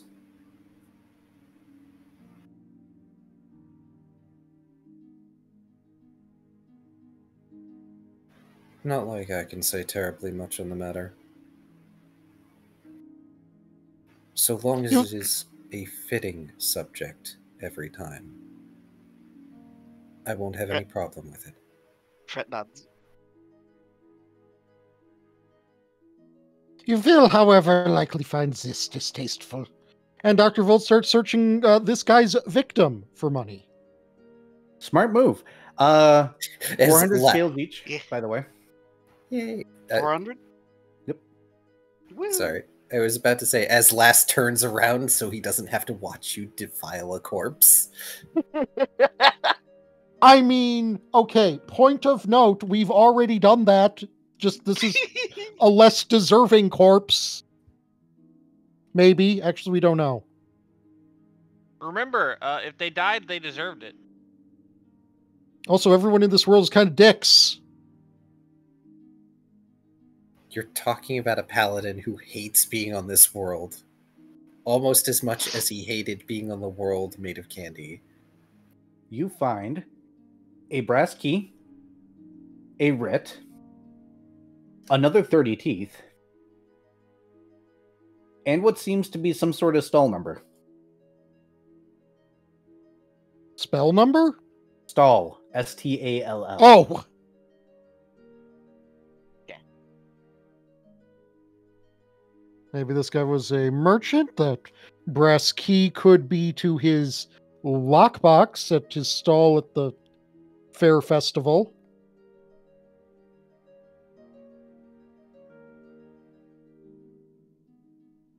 Yes, Key should you th- gander at the writ, it is authorization to sell on premises.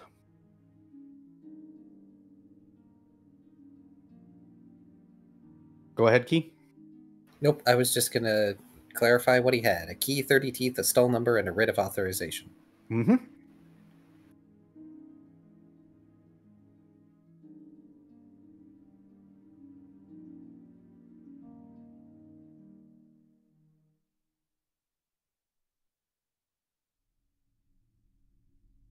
Because doing so...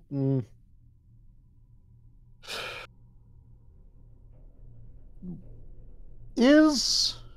Yeah, no. Carrier pigeons are a thing, yeah.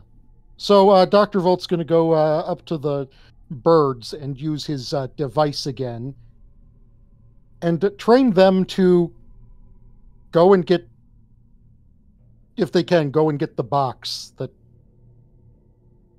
is at the stall.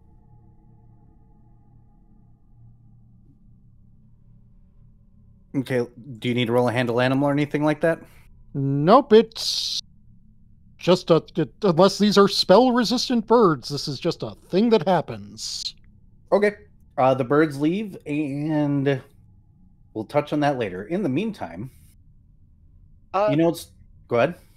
I would like to know that one last thing that gets done with the other body is Fret kind of just arranges the body so that it's more presentable and such. And then lays 2 scales on his eyes. Mean. No, the victim, not the other one. Oh, okay. As kind of just a gesture. That is a gesture. Understood. Are you sure you want to put seals on that guy? Just asking out of character. Fred's okay with it. Now, it might have consequences you're not aware of yet. Oh yeah, that is entirely possible. Or they could just vanish when we leave. Yeah, that's probably what's gonna happen as the more likely thing. But hey, Yeah. if the guy ends up accidentally becoming a lost soul because of it, whoops. Why do I hear Steve Urkel's voice going, Did I do that?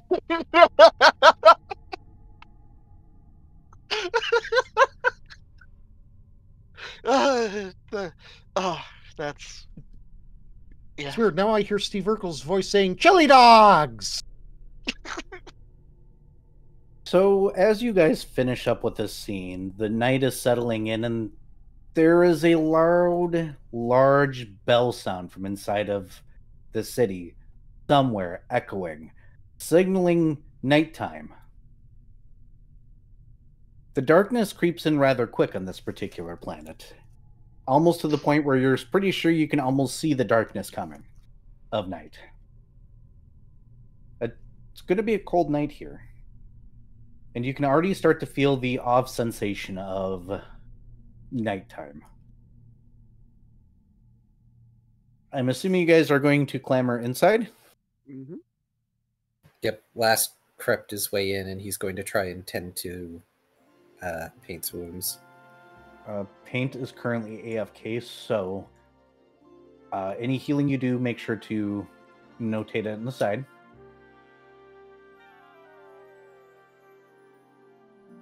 Night on this particular planet is very interesting. After nighttime falls, the only thing that you hear is not the dull sounds of the city or the animals or anything like that, is the occasional, what you're hoping is a guard, walk around in what sounds like very heavy armor.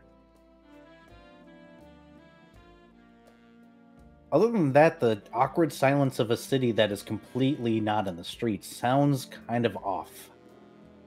The weather is cold, and the air kind of has that weird smell that it gets almost acrid after a huge temperature change when it feels like it should storm but doesn't. Of course, this means that yes, now you realize why probably nobody's ever out at night. It rains really hard at night. Oh dear.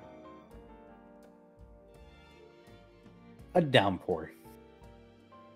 Fun.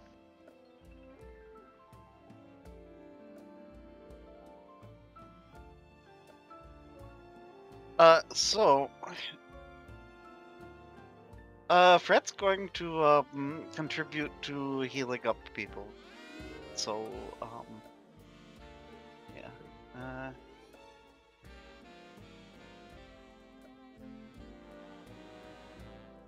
I gather I should probably wait until Last Lost is done with what he wants to do first, though.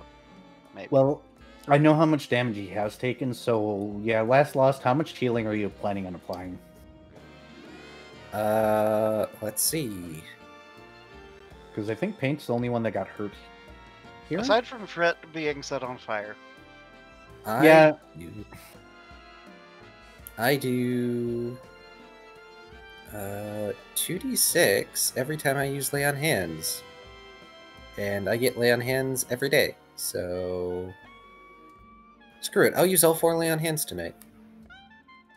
Wow. Roll the first one for me. Here, I'll get you another d6. Well, thank you.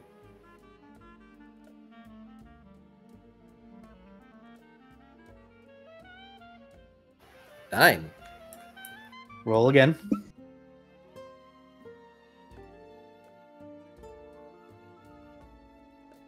7. 9. 18. Okay. Yeah, pain's going to be fully healed. I don't think that's the problem. You might want to tend to yourself there, Fret. Okay. Because you're also no well, longer in your disguise. Yeah. Yeah, I suppose I'll do that. In that case, yeah. Going to Cure Light Wounds myself. And, I don't necessarily need to even roll, but I will anyways just for shits and giggles to see how much over... that is a gigantic amount of overhealing. Okay. You pop like a... I'm kidding. Fret has so little HP in comparison to, Everyone else. yeah, honestly. Not Dr. Volt. Yeah. Yep, Fret has 24 HP. I've got which almost means double your Fret HP. has 1/3 more HP than Dr. Volt. Oh no! Actually, hold on. I got a correction. I thought I knew how much damage Paint had. I was wrong. Do me a favor. Hey, Keith, roll again. Yeah, I was gonna say, didn't he take like 30 damage? Oh, he took Yeah. a shit ton. But he also has damage reduction, so that always skews my numbers. Oh. Yeah, but DR only works on physical stuff. Oh wait, no, he is typeless. That's right. 7 again, and for the fourth one, 11. Okay, he is actually fully healed. Good. All right. So yeah, you definitely overheal yourself, Fret. Cool. Congratulations. You did it. Yeah, and then, Fret will, work on redoing his disguise. Roll away. Okay.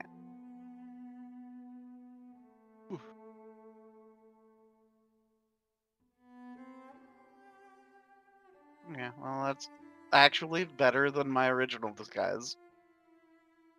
Okay, Good. so... Make sure to notate it for yourself. Okay. So since birds generally shelter during rain, I'm going to assume the birds aren't coming back yet. No, and matter of fact, they're gonna probably spend until the spell ends trying to figure out where the lockbox is, because it is. They don't Fair know enough. who Stull is. Yeah, crows No, I can hope they'll be count- able to recognize numbers. Crows can count to 8. Or something like that. On top of that, the lockbox wouldn't even be liftable by them. Okay, fair enough. Yes, I am making you guys go there if you want his stuff. But yeah, for a Starfinder game, a friend of ours, was for a Crow Society going to, put together a base 8 counting system for a math puzzle. So, base 8 is a number system that's been used. They could have just used that. Yeah.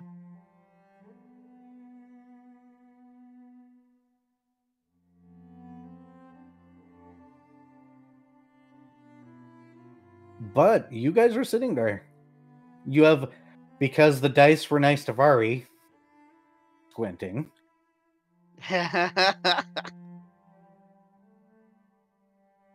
Have some teeth, which means you have some level of money. We don't exactly know really what level of money we have, to be honest. Nope. You We could. could still be destitute, or we could be Jeffrey Bezos for all we know. I mean, you could always ask your shadow companion. You can call for him if you need to. That's a good idea. Actually, yeah. Doing just a check-in anyways would be a good idea. I'm pretty sure anyone can call for him, but it's usually Last who does it. Dextral. After 1d10 rounds, which I will actually roll because why not? 9 rounds. He must be busy with something. He will slink out of the shadows after making sure it is safe to be slinking out of the shadows. And by making sure it's safe, you literally see his head pop out for a moment and then watch him pull himself out. And he goes, yes.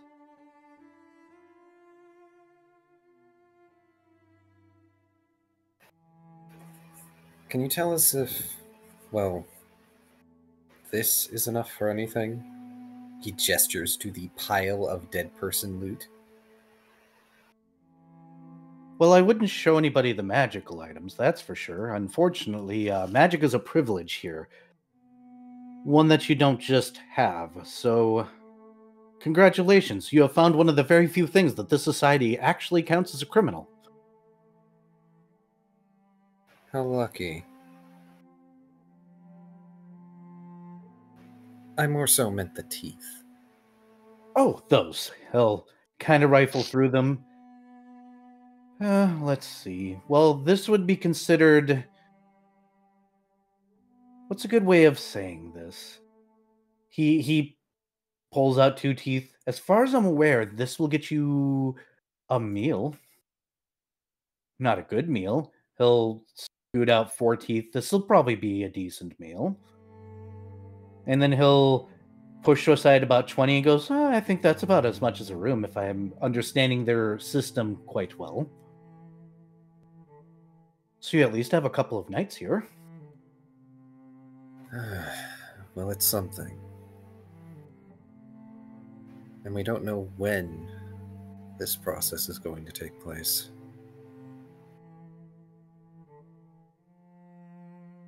Oh no. Not at all, do we? Well, the good news is that I'm pretty sure that it doesn't rain like this consistently. I think the storms come and go all night. Ah, so we only have a chance of being flattened by tides of water from the sky. Shoal just kind of deadpans. Oh no. Water. Perhaps Shoal could go and fetch the box. Maybe he could even get there faster than normal. Brett shakes his head. If it's raining hard enough, I could technically use a swim check to move.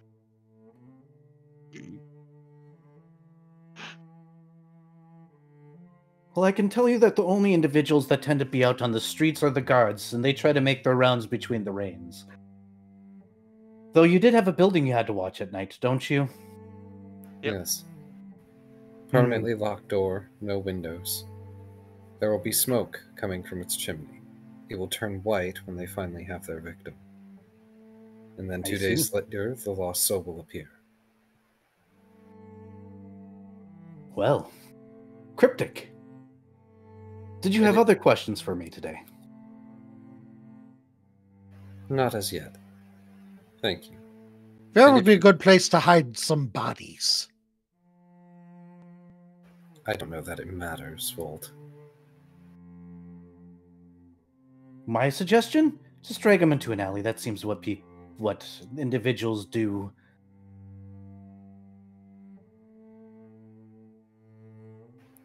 If you could keep an eye out for the building that we need to be watching, it would be appreciated. I'll definitely do so. Right now I'm spying at what people do at home. Is it as unspeakable as everything else about this place? I wouldn't necessarily say that. They have a mating ritual. Fret, scribbles out hastily. Ooh, please do tell. Shoal Claire. is just gonna tune this part out. glares at Fred. Well, apparently they live in small family groupings, and whether or not they like each other is yet to be determined because they're quite nasty to each other and say a lot of mean things. But apparently, when one wishes to court the other in relations, they do this sort of dance, and then he's going to go into the specifics. And then, unfortunately, it ends with, but unfortunately, it seems most of the time that this ends in some level of somebody getting hit. Fred will dance at Shoal. Shoal is not even paying attention.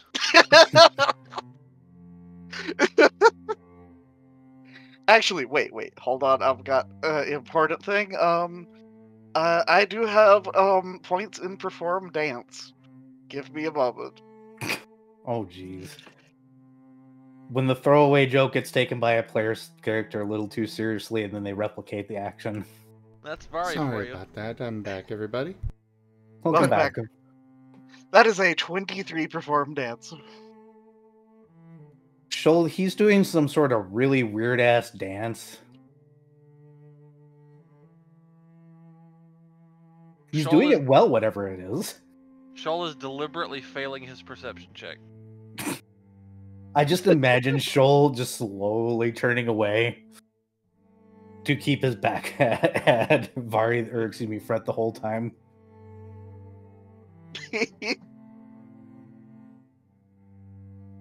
Fred eventually gives up Paint is and looks fully. so disappointed. Oh. Paint is fully healed, by the way. I did hear that. Yep. Thank you. Yes. Well, if you don't need anything else from Dextrol, he is going to leave. The home lives of these individuals is very interesting. He's never seen a group of people who seem to hate each other so very much put up with so much of each other's bullshit. But I thought he signed on to be a member of an adventuring party. Not what I meant.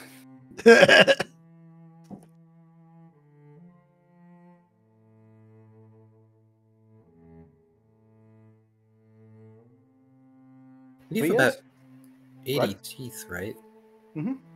Something We like have 85 total. Okay.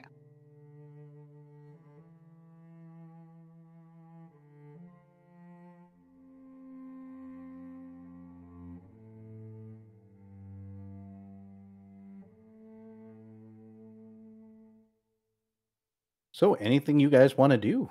Very specifically now. Fred scribbles out. So, how do we want to handle watches?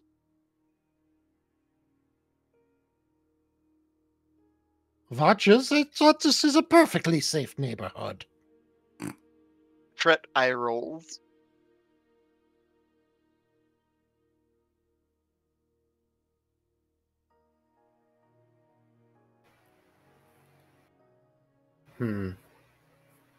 Given the rains, I don't think we'll need to really worry about keeping watch outside during them.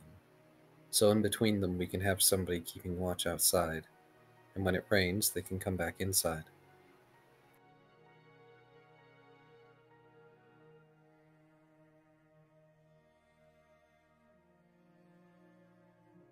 Or we could barricade the door and just keep watching here. Fred nods.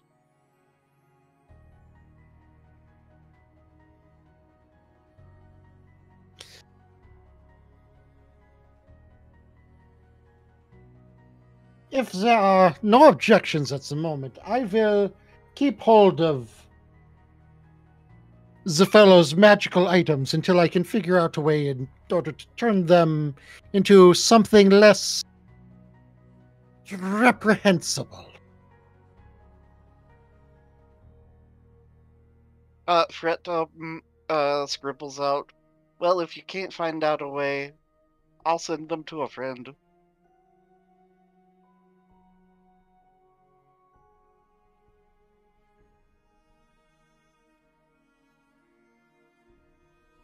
The pragmatist in me suggests that maybe we could sell them for seals.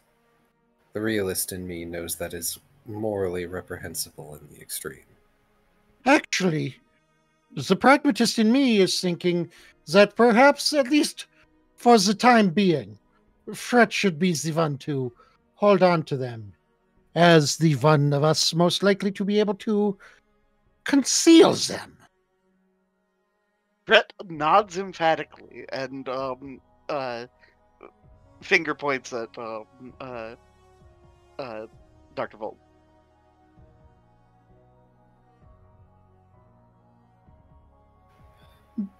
But I shall take custody of them when we get back to Twilight. A wise idea. And Fred, just in case you weren't entirely aware, as he just puts his chin in one hand, staring at Fret deadpan, making use of those things is not a good idea. Fret will scribble out. No, I wouldn't be using them though. I would be giving them to someone.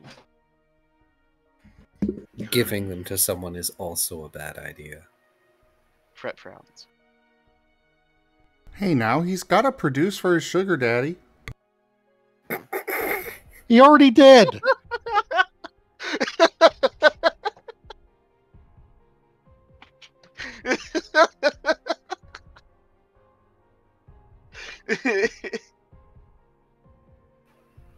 Let me put it this way. About as bad of an idea as wandering around Twilight with an evil soul grub in a jar. So, something he's already proven he's willing to do? Fret kind of just does the half point gesture at the Volt.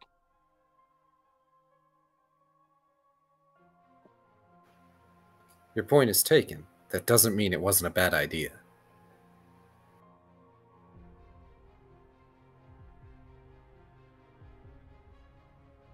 Just squinting.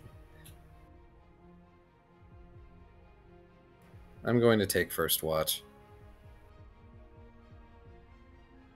Fret holds out his spell component pouch, opened for Dr. Volt to deposit them in, not actually wanting to touch them himself.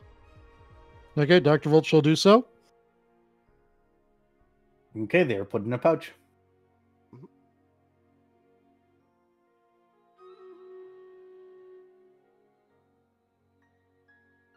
So it sounds like you guys are resting for tonight. And you guys are doing watches. So I need to know who's on what watch. And then I say that we take a break out of character to stand up and stretch a little bit.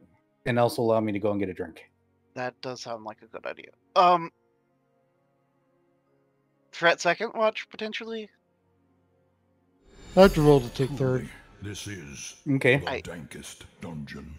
Okay. I'm assuming Shoal's with Fred, and I'm assuming Pain's going to be with us. Correct. Yeah. And Cool. Ren, thank you so much for that tip. Thank you for helping the channel out.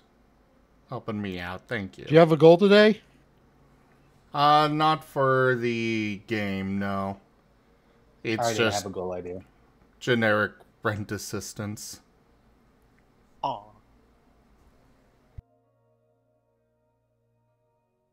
But in the meantime, let's go ahead and take a short break. Everybody stand up, stretch, take care of yourselves. This includes those in chat because, hey, y'all need to take care of yourselves. Get water. If you don't have water, get water. And I'll be right back. I also need to spit out this gum. I've been chewing for like 3 hours.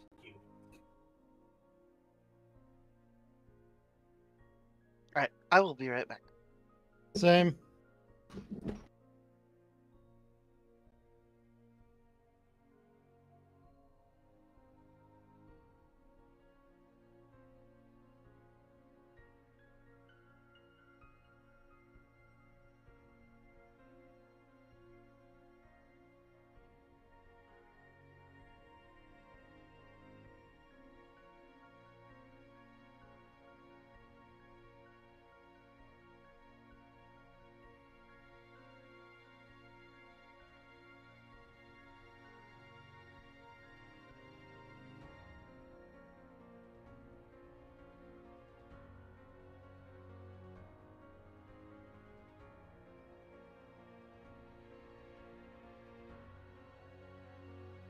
Well, thank you regardless, Ren. I really, really appreciate it.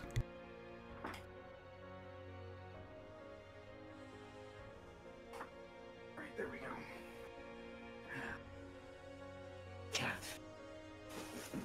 El gato.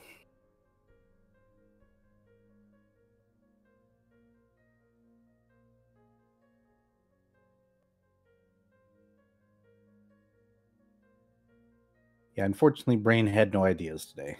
Sorry, Zim. No worries. Back. Perfect. We got. I'm assuming Viv never left. I Nope. might have left. Oh, okay. Are here. Nope. So I think we're just waiting on Taya and Key. No, I'm here. Okay. That means we're. Oh, is hey, a Taya. Key here. Wait, I not a don't Key. think so. Go ahead. So Taya, I Hmm? in 2 days have went from rank 1 to rank 10 Bastok. Ooh, yay.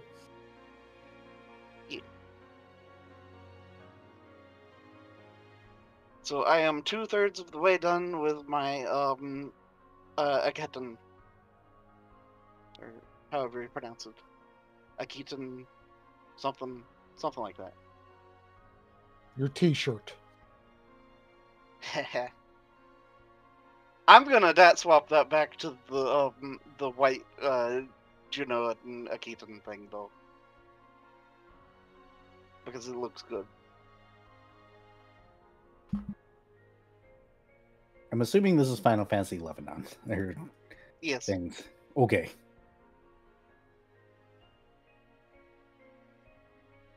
So I know the next tip goal for DRS, if we have another one before we start my game. Oh. Oh. Depleted uranium signet ring.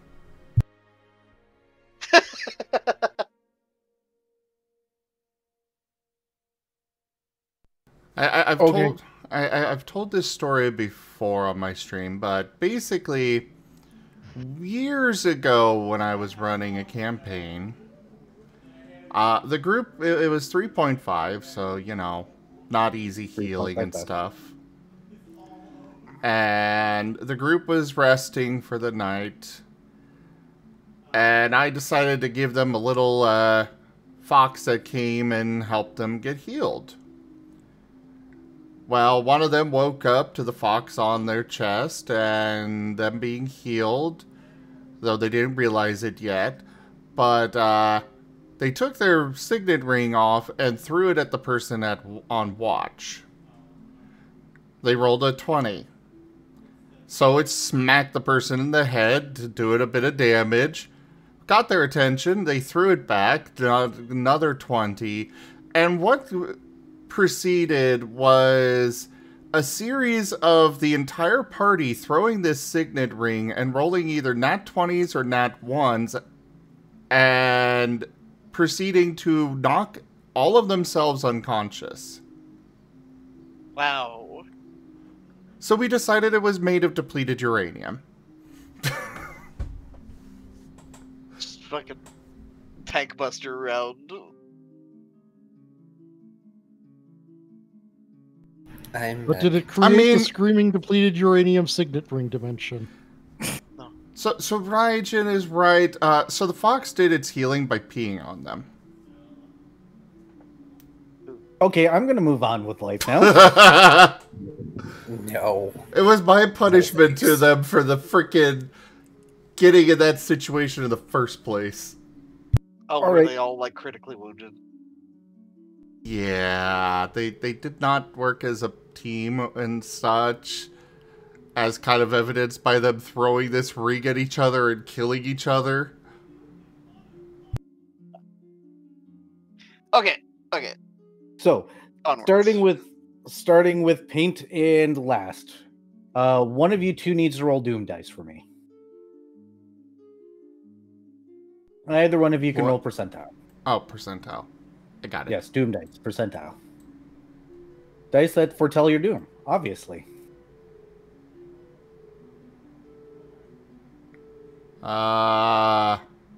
Which one's the 10? dark. Okay, 59. Got it.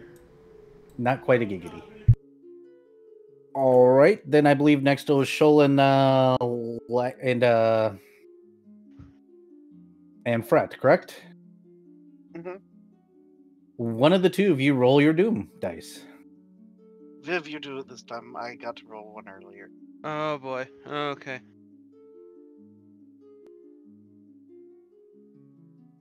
Okay. I had to find my doom dice real quick.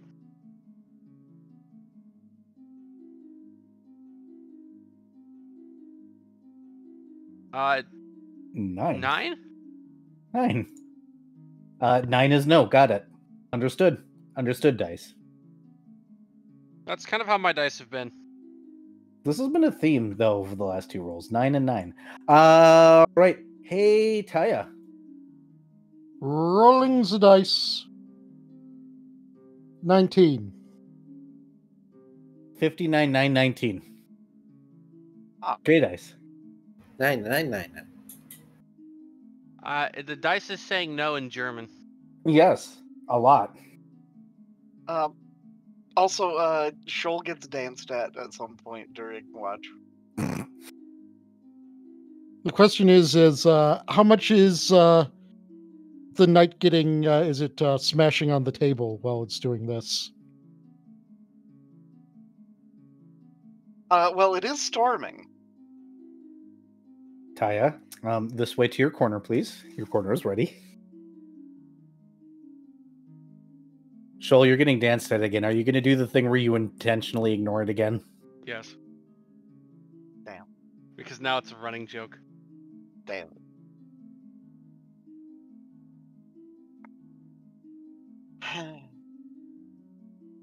Morning comes in. It isn't very long until for the morning to get started after the sun rises before you start to hear the city get extravagantly busy again.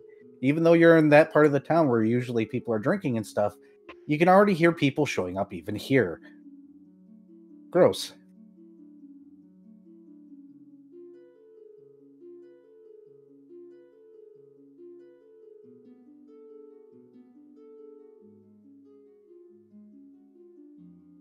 Sounds like it is up to you guys what you will do. Fret will scribble out on his chalkboard. Hey, how about we find a real place to stay?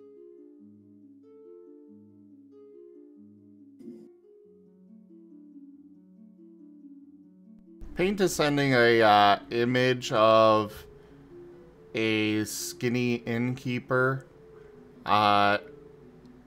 sneaking into the room at night and stabbing us all while we sleep.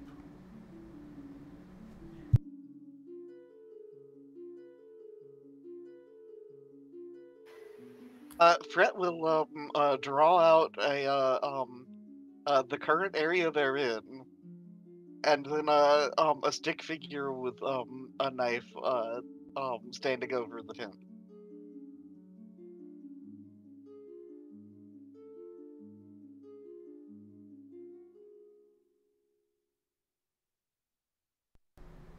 Paint is looking at it studiously.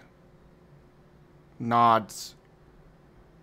And then sends image of a forest. Fret looks very contemplative.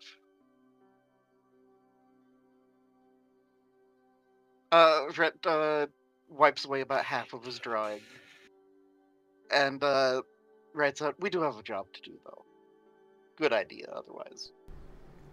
Sneezes.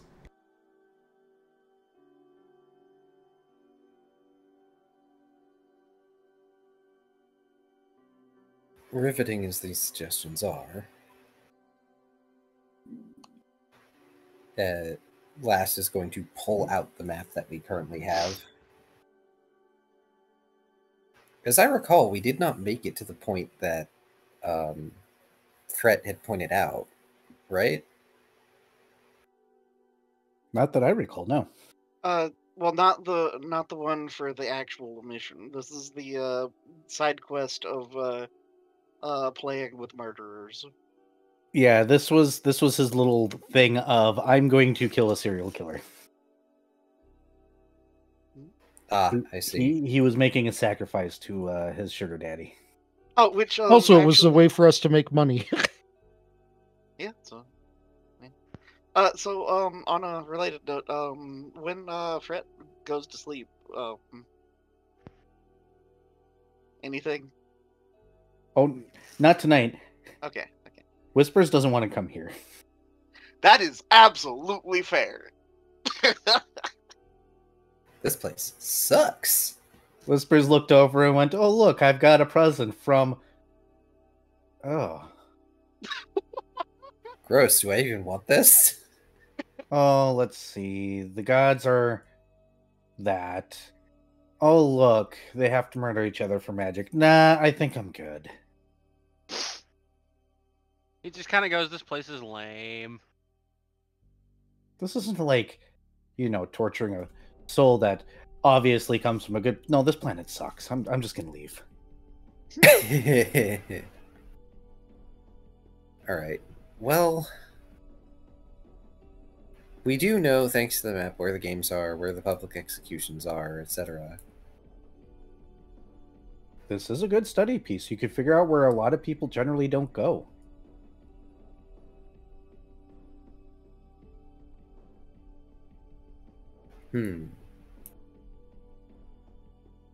May I roll for that because Brain is deciding to fart? You may. Do you have a suggestion on rolls? Do I even have... Dang, I don't have knowledge local. I would have to suggest survival. You can attempt a survival, but I'm not sure that's the best roll. Because Fred has knowledge local. otherwise I'd have to go with sense motive. Dr. Volt has knowledge local. Give I him have back. All of Give the him back. knowledge locally. I have knowledge geography. Geography would work. Oh boy. Okay. Return them. Why don't you guys all go ahead and make your rolls? I believe Kia's making a survival in this Here, particular Taya. case. Well, there's a Yep. reason I'm not going to be making the roll. Return them. You can borrow one.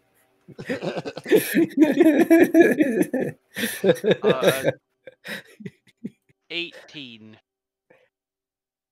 I rolled my first thing above a 10, and it's on the first check I had where my skill is meh.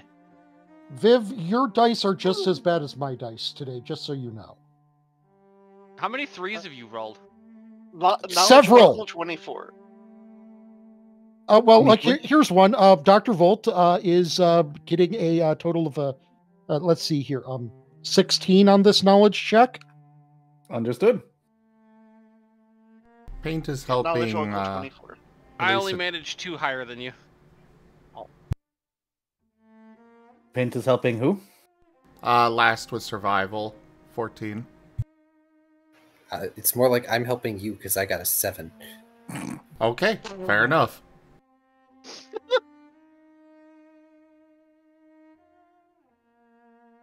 Okay. I think we're all useless. Not necessarily. We do have a 24 on the table, so thankfully somebody is going to have some offerable insight.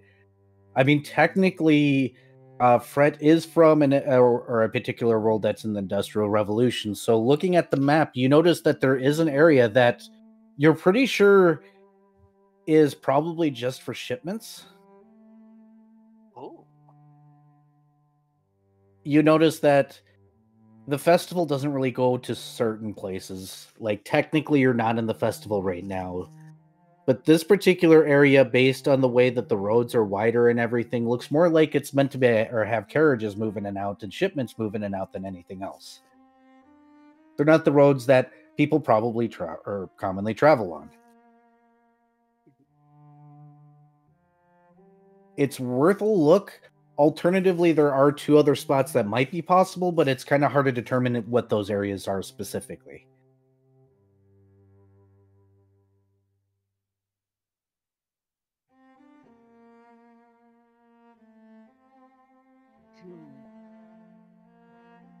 Okay. and our objective is in a lower concentration area. As Is what far you're as saying. you're aware, Okay. it needs to be somewhere where a building with no doors and no windows would go less noticed. Ah. Well, Fret will kind of scribble out. So, an area that we should check today is the area around here, and we'll gesture in general area on the map. The area where it looks like it might be for shipments. Yeah, the shipping area.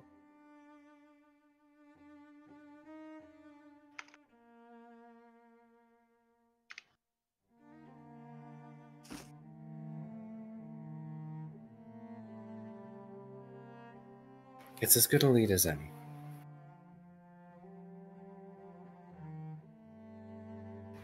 Hopefully, it'll mean fewer crowds. But knowing our luck, well, we shouldn't hold our collective breath. Fret gives a thumbs up.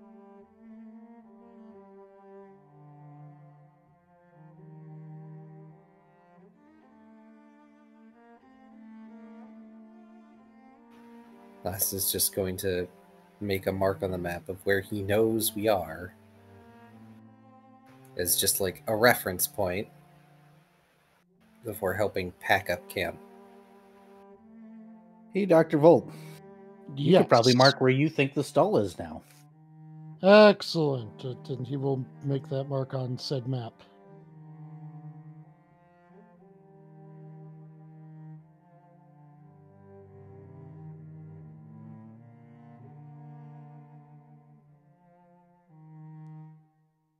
And it sounds Well, good. Fret does suggest.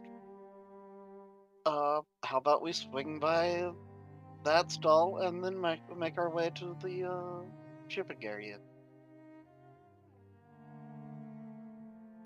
I see no reason why not if it's on the way. But if we're going to go out of our way for it, we might not have time.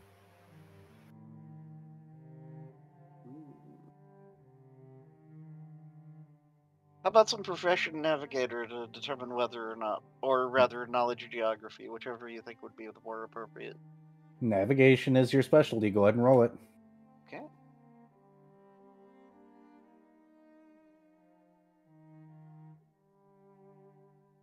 God damn it. Okay, well that's 10. God, with so many people, it'd probably be such a pain in the butt to do it. It'd probably take a couple hours to get there. Rough. You don't have to tell Lass that. Well, this is also Brett's interpretation based on that roll. Uh-huh. So, Fret kind of has a woozy look as he just looks at the map and gauges things. But then kind of grimaces and writes out, well, let's give it a try. Such confidence. He looks not at all confident at all.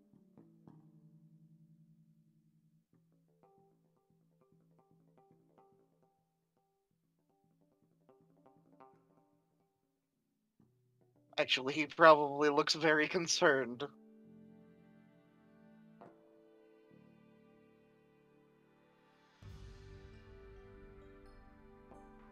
Fine, fine.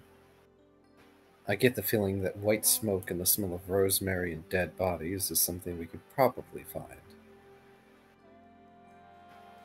Even if we're a bit of a ways away.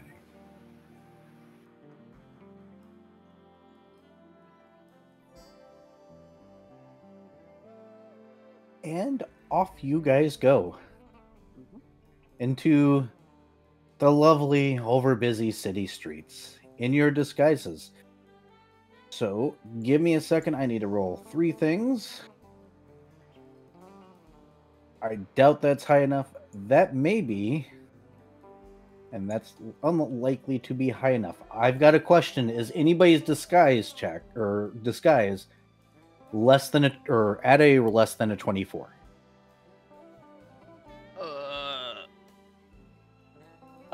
I can't do less than a 24. Okay, Mine is not less than a 24. that is good to know. Yeah, my modifier is a 23. So, I yeah. It's Have to ask. Yeah.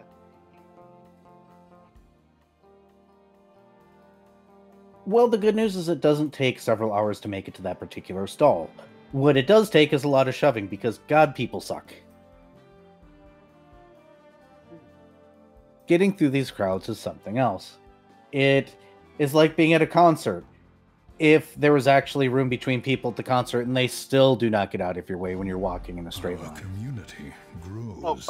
I would like Noise. to note that Fret does before they leave. Will take his spell component pouch and fold it into one of the pouches of his adventurer's sash, which has Timber underscore locking Hyrox underscore One sec. Templar just resubscribed for 38 months. This is my first time watching this show equals 3.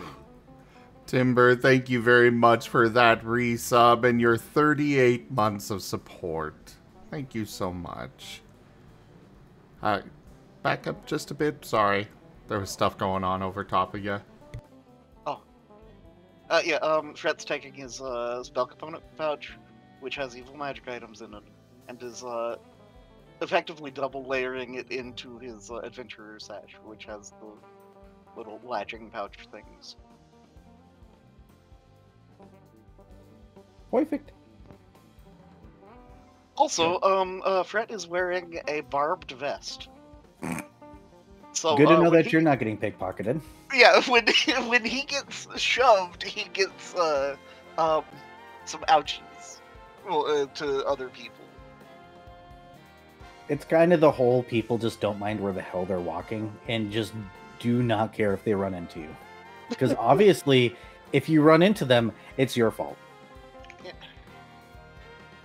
Which barbed vest? Ow.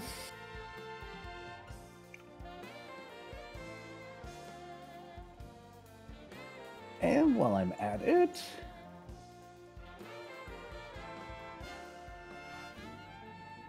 can somebody do me a favor and roll percentiles? Anybody can roll this one. Anybody can roll this one. Anybody? I'll do it. Oh, I see a Viv No, roll. not 8. 73. See, 1, 2, 3. There's 5 of you here. But only 4 humanoids, huh? Wait, 1, 2, 3 humanoids. 3 humanoids.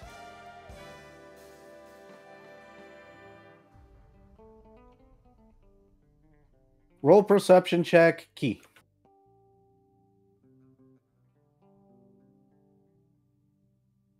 God. Dang it. That's a 4. Wait, does my anxiety trigger? Yes, absolutely does. Guidance. Can't guidance. Sure though. about that? Aw. That's a 14. Are you serious? Hey, do you know what the nice thing about a 14 is? It actually catches the pickpocket. Oh. Alright. Grabbing their wrist.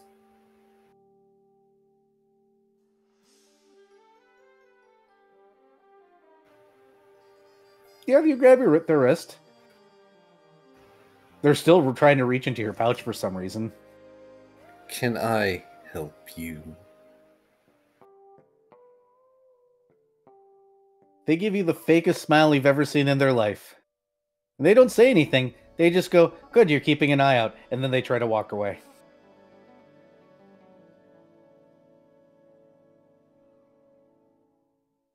Yeah, I haven't let go.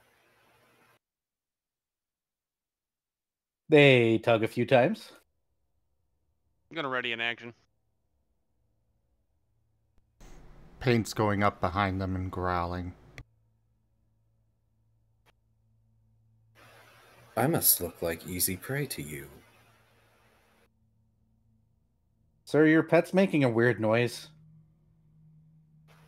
Don't worry about it.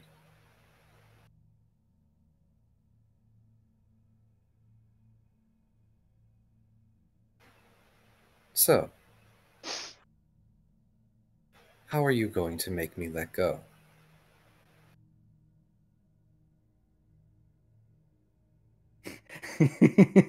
Roll and intimidate.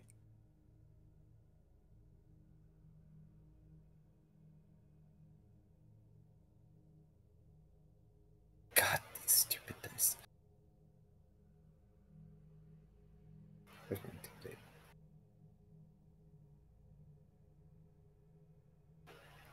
That's an 11.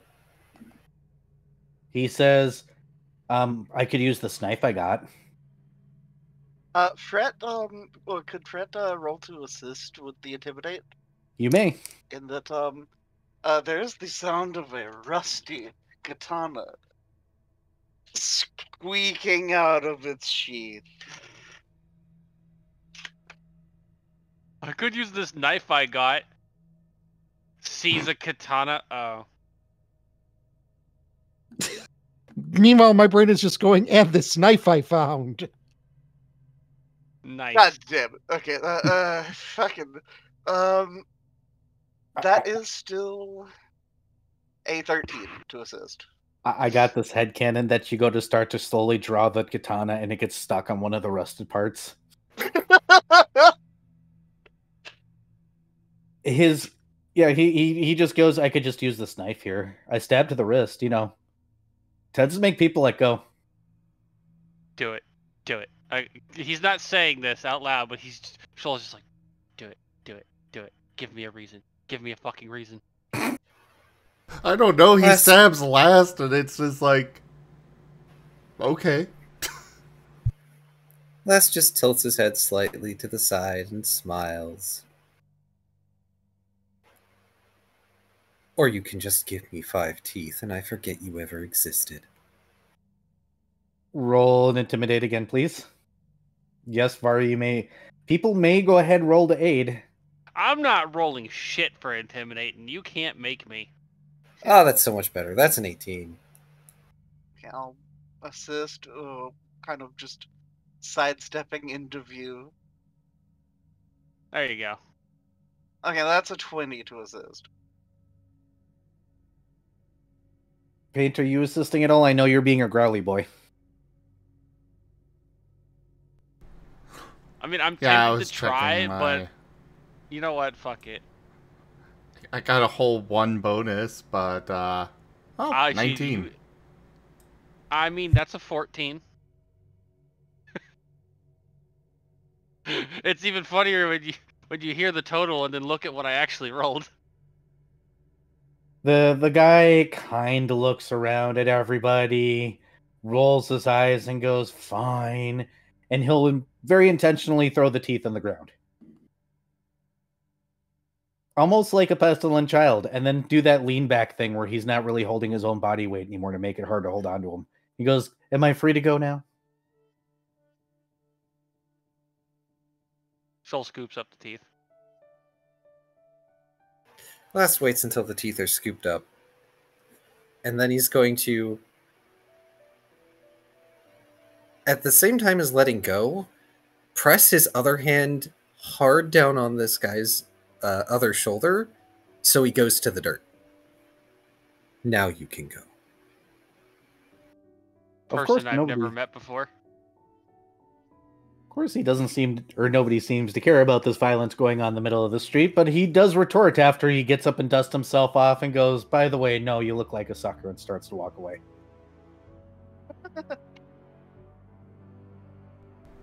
Paint's giving him a bite on his way out.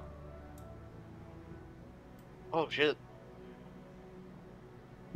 Oh, I saw that one. Yep. Yeah, I did too. The dice are like, and nah. So... What's your total? Dirty Swing 20. and a miss. Oh. Dirty 20, go ahead and roll a d4, because I don't think you have a bite attack. Oh, no, I do. Oh, never mind, roll your damage. 2. Well, he's not dead, thankfully. Oh yeah, Pete didn't want to kill him. Just send a message. He's a commoner. He probably has like 5 to 10 HP. Pretty much. Fair. He's going to attempt to kick you. Does a 13 hit your AC? Nope. He calls you what you would, or what you believe is probably this world's equivalent of dirty mutt or stray animal or some derogative thing to infer that you're gross and what have you. Before he walks off. A bad thing happened to him. It meant he deserved it. Well, obviously, but he doesn't think that way. Why would he? Ah, but them's the rules, bitch. Is Shoal going to abuse this for the entire time they're here? Yes. Well, of course he is. Welcome to an evil society. You guys make it... Shoal's Good. just chaotic. Y'all are embracing this whole evil thing way too easy. No. Shoal's just going to continually point out, no, those are your rules. Yeah, you deserved it, I guess. Era is now having thoughts about running an evil campaign. Shoal being like, this is what you get for following rules at all. Look at you, you're dumb. Once again, this is the reason why you guys were able to do that in a public situation and nobody gave a damn or intervened. But you guys are going to go ahead and make it to this individual stall you have a key for. And it's already very obvious that the stall next to it has taken over the landmass. Behind the stall where there looks like chests and everything, this individual has obviously tugged a bunch of the merchandise over. Except for what looks like a couple of heavier chests that seem to be locked and weighted. Obviously, he doesn't have the key to all this stuff. But his merchandise has spread between the two tables. I guess we're just taking the chests. I mean, I think we could take all the merchandise too, because well, we've got the key for the stall. It belongs to us.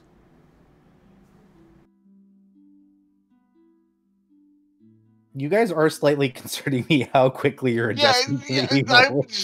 No. I mean, we've got the To be fair, wait, hold on a second. To be fair, yes, you guys can. No, Hold on. I'm waiting for Taiga. I'm gonna suggest something here. So, Vari, why doesn't Fret maybe duck around the corner, maybe use his hat of disguise and decide to maybe look like a guard. Inquire if this man has the proper permit. Well, the problem is Fret can't speak, so that would. Oh, right. I haven't learned ventriloquism yet. Okay.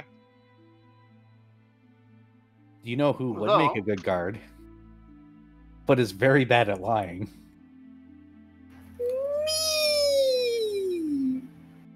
Wait, you can use your disguise skill to work on someone else's disguises, right? Yeah. Some of my disguise skill. There are bonuses that I cannot share. Ah. You cannot get my plus 40. Rip. Just so you know, I'm pretty sure I have the lowest disguise out of everyone at 27. No. Yeah. No. I have the lowest disguise. Are you 25? Honestly, I don't even remember what it is, but I have a -6 to my modifier. So. Oh. Shit. I don't remember what the roll Vari originally gave me was. No, I was gonna say. used my like modifier. So. Okay. Because I'm the one that put together the disguise. I don't remember what it originally was. Fuck it, I'll just roll it. What is the modifier? Well, no, it was 23 for the. But no, it was I recall yours wasn't great. It was like I think it was the same as but I mean, if you don't remember, then Yeah, I legitimately don't remember.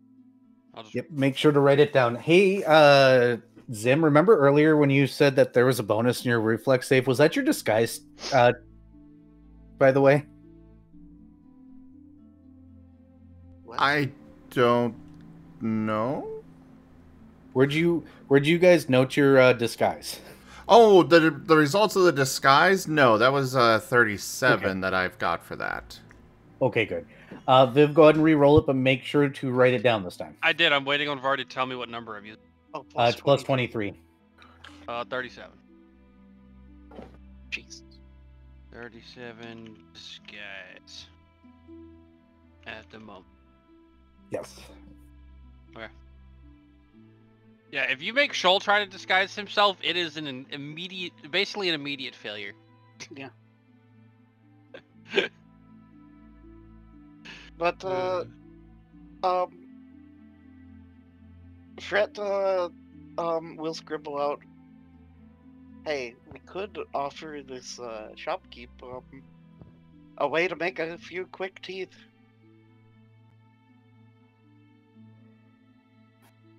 Do tell. That Fret will scribble out. We just offer him a little bit of whatever's in the box. Or we could just take what's in the box, because it's our box. Fret shrugs. I'm not sharing. Fuck him. Fret will bond his mind to Shoal. You're getting way too deep into this. This is a bad place. No, I just don't care about the people here. So why would I go out of my way to be nice when I can just ignore them? Fret frowny faces. And gives Shoal a look. Blast is just sort of standing there, able to just sort of look What? at the I'm both not of gonna them. knock his shit off or anything. He didn't try to kick me. It's just the boxes are ours now as loot. They're not even his boxes. You all realize I only stopped the thief because they were a thief, right? Fret nods. I mean, I was just gonna knock him over if you didn't grab him. So.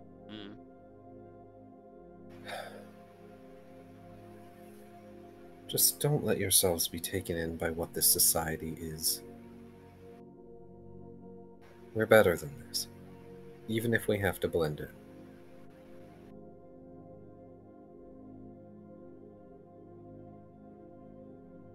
But this is a good question. As stated, it looks like the shopkeeper might have taken over the other stall and commandeered the equipment that was left behind, even though he hasn't opened the boxes yet. You guys have the key to this stuff.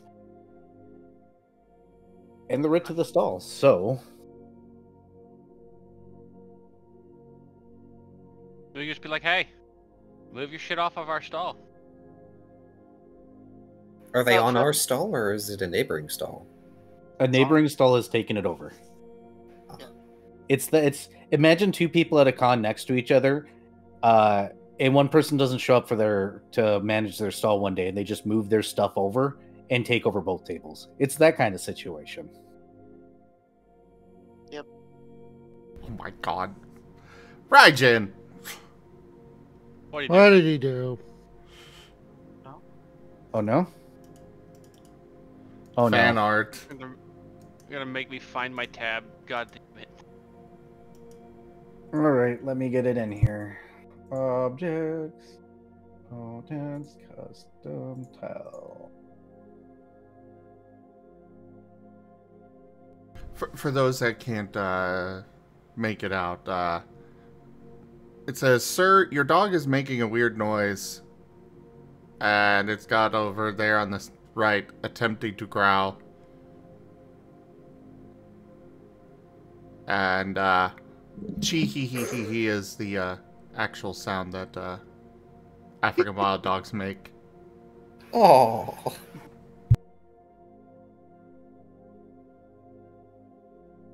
So they sound like Scooby Doo? oh gosh. Ruh-roh.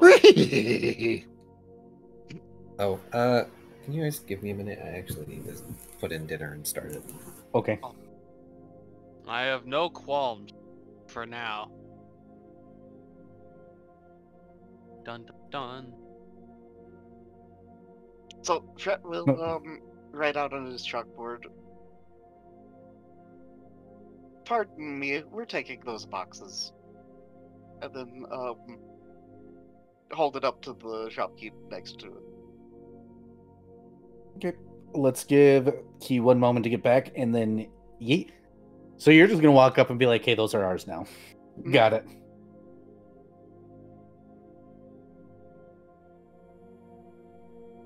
But be polite about it. Weird.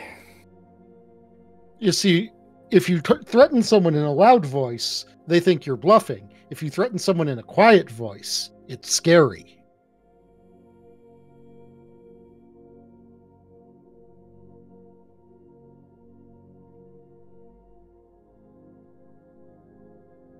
I can't dispute that to a certain degree.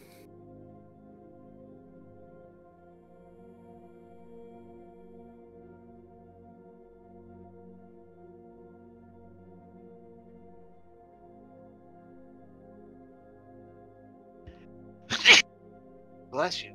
Ah, I didn't mute in time. I tried.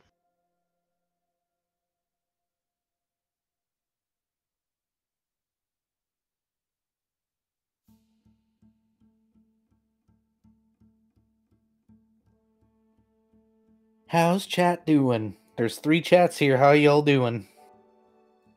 They're being nerds.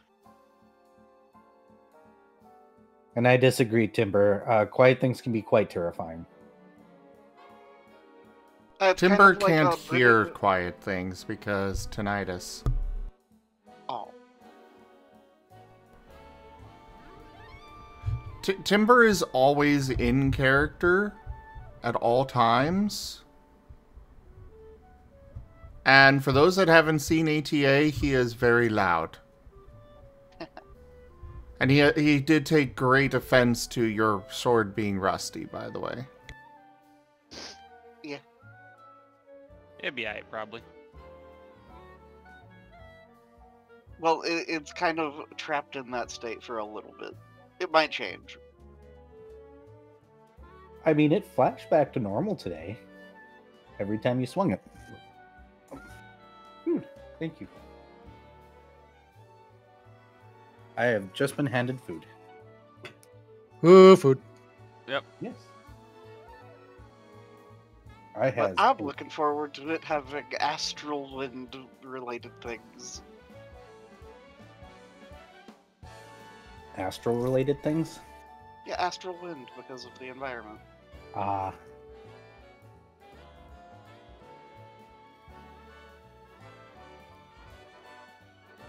Also, for those that are interested, you should see my werewolf character from House of the Death Singer. Oh? I was scaring Kerr with how good I was at being evil. Oh. I generally don't run evil campaigns. I like being evil, but... Evil I know campaigns can be a lot of fun. That's the thing, though. They can be. But they can be too much sometimes. Yeah, true. I don't I do not- usually either, but in that case, he was being evil to despicable people, so he was not evil himself, but he was pretending to be. That is a trope that is neat. The villain that is the reluctant hero. The whole, I'm gonna have to save the world to take over the world because you're trying to destroy the world. Look here. My You favorite, need to my favorite understand. kind of villain. You need to understand the simple fact. I want to rule the world. He wants to destroy the world. If he destroys the world, I will have nothing to rule. Therefore, I am incentivized to help you. You get it. Yeah, perfect.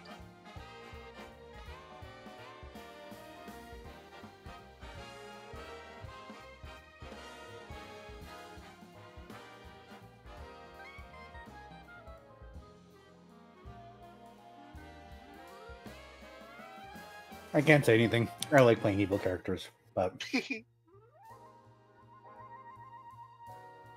No, I'm no Ring.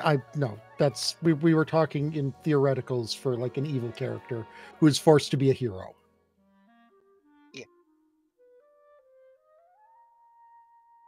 then again, I think it's pretty obvious I like playing evil characters. I GM. Ah, yes, you get to play infinite evil characters. Look, I like my thematically evil characters, okay? Oh, you like the Saturday morning cartoon evil villains? No, not quite. Oh. I think I'm better at villains than that, aren't I? No, you've got some pretty good villains out there. I like playing the villain that knows they're better than you in every single sort of way and you can't touch them. The villain that's going to reveal themselves and walk right in front of you and be like, "Hi, I'm the bad guy, and you can't do shit about me." That's the kind of villain I like playing.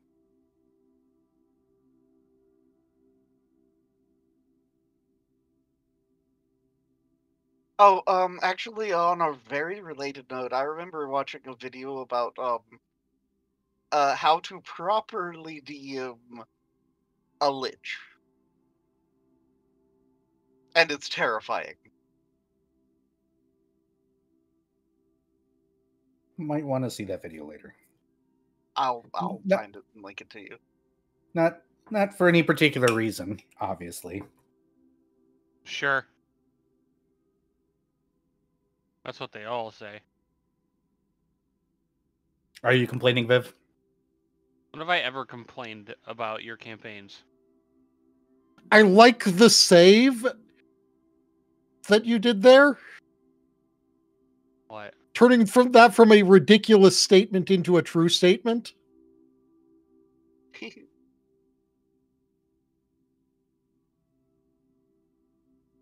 Viv be like, when have I ever complained? I've heard Viv complain. Yes, but you haven't heard me complain about how you DM. I think. And that's the qualifier that I have set. Okay, I'm back. Sorry for the wait. Welcome back. Var, you want to restate what you're doing? Oh yeah. Fred is just going to write out on his chalkboard. Excuse me, we are taking those boxes now. And then we'll offer his chalkboard in the direction of the shopkeep that has expanded. The shopkeep is going to look at the chalkboard, look at you, look at the chalkboard, and tell you in no uncertain terms to go fuck yourself.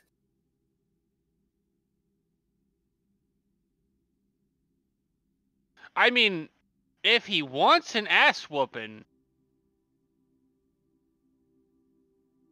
Shoal can oblige. Fred will clear his chalkboard and write out towards Lost. Show him the writ, and then we'll just begin walking around the stall to get to the boxes.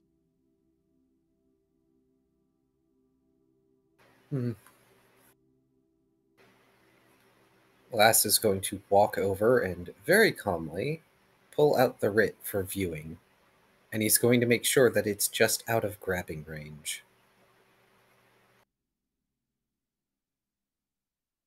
He looks very miffed. And then he's going to ask the important question of how you know which boxes are the right ones. Some of these are mine, obviously. And yet they are all on our table. Lass smiles, kind of like he did before with the thief.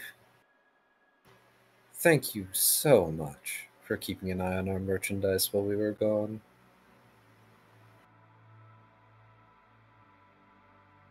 That'll be 30 scales, or 30 teeth, he says, through gritted teeth. For the kindness.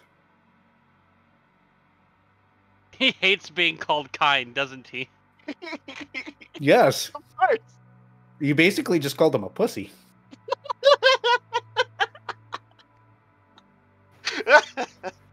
Hey, who has the teeth, by the way? Shoal has 5. I think that what Dr. Volt potentially has the rest of them. Yeah, Dr. Volt definitely did the body searching, so Dr. Okay. Volt will pay over the 30. Well, hang on. Before Volt hands it over, Blast is going to make sure that his body mass is between this person and Volt, and he's going to hold up 2 fingers to Dr. Volt. 2 scales? For 20, but, Volt can determine how many teeth that means. Dr. Volt will hand over 20. Appreciated, friend. And then he's going to stash the writ and walk around to help Fret with the boxes. Most of the boxes seem to be general wares. It looks like this guy was peddling what seems to be silverware, handmade silverware. If you guys take the time, you realize that he does work in a majority of it. One of the lock boxes does open up his actual cache. The box does not move, in matter of fact, until you use the key. Interesting. Oh.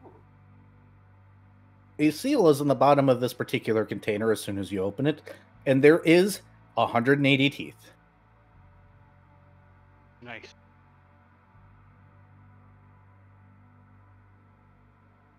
The other shopkeeper will glare at you the entire time you're there.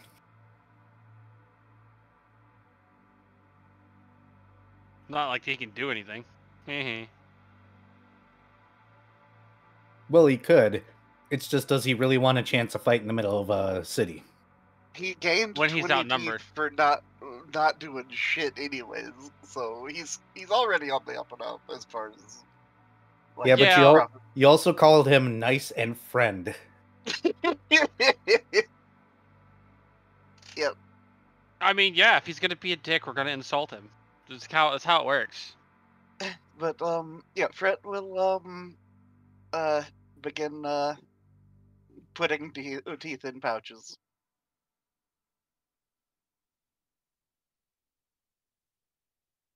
Do you want to take any of the previous merchants' wares? I mean, why not? Anything that seems like it might be useful. You said this stuff was made of silver? No, you think it's their equivalent of silverware. It's not made of silver. It's like if you ran across an artisan's place that made silverware. Oh, so it's probably decorative bullshit.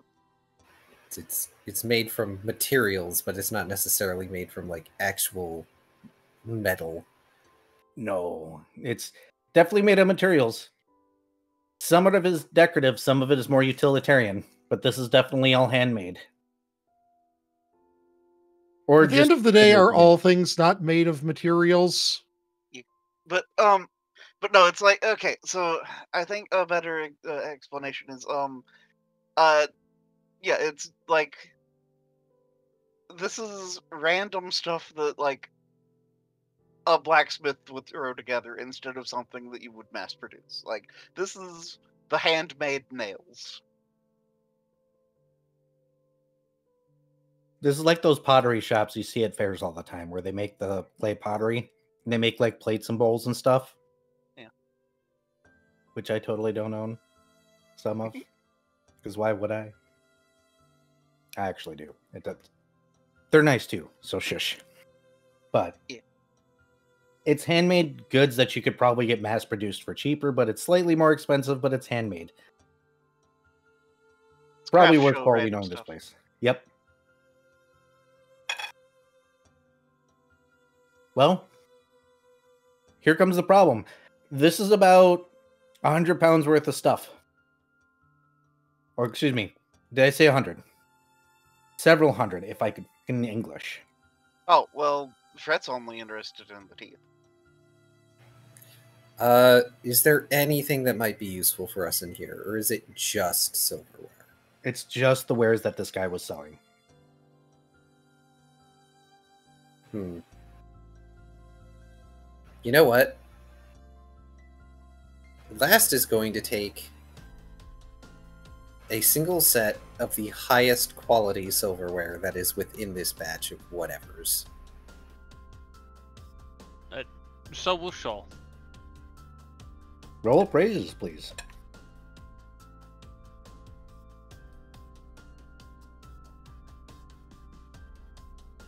Dr. Volt will do an appraisal. He doesn't intend to take any of them, but Fucking Shoal's gonna need the help, alright? He does not really understand silverware, but he's going to take something just to have it.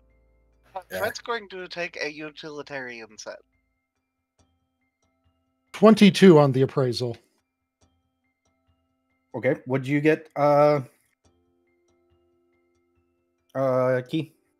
8. Okay, I rolled a 19.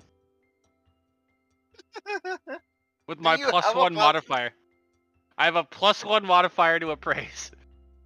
This is my headcanon. We got Shoal that just grabs the shiniest looking set. And we got Fret that just bends a bunch and finds a pair that's not sturdy. And then we got Last. That is sturdy. Yes, that is sturdy. Then we get Last that reaches for a pair, and then I just imagine Dr. Volt's is gonna reach over and push his hands over to a actual nice set without saying anything. Just no, you take these. Because like, let's be fair. What the heck does Last know about silverware aesthetics? Especially in a foreign planet. I'm somehow less than Shoal. Somehow less than the person without opposable thumbs. Yeah. Look, he comes from a place where aesthetics are a thing.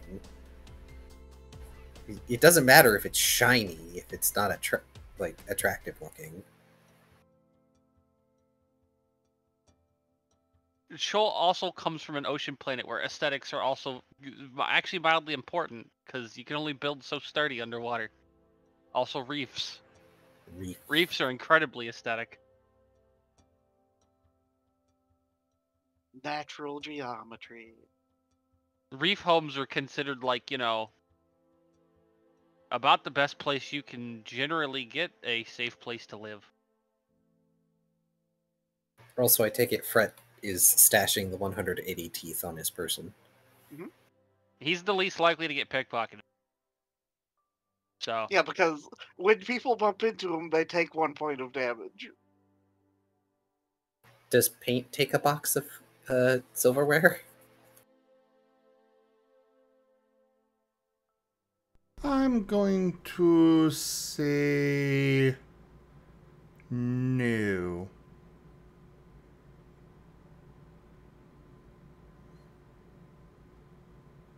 So, yes, inside the money box at the very bottom, there was a very interesting sigil. Did anybody want to take a look at that? Yes, please. Dr. Volt will definitely spellcraft that sigil. Spellcraft away. 31. 31. Yeah, this is definitely very similar to a movable rod. You're pretty sure that key that you have, if it's turned a certain way, will allow you to carry the box, and if you turn it a different way, opens and allows you to carry the box. Based on it is specialty magic, though. It looks like this magic has a trademark to it almost, as if this is approved hardware from, I don't know, maybe a council of mages.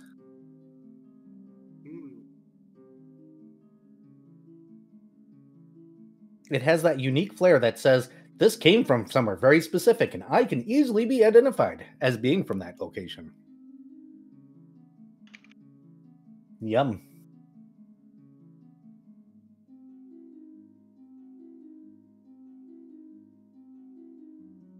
So this is how they prevent people from stealing other people's stuff.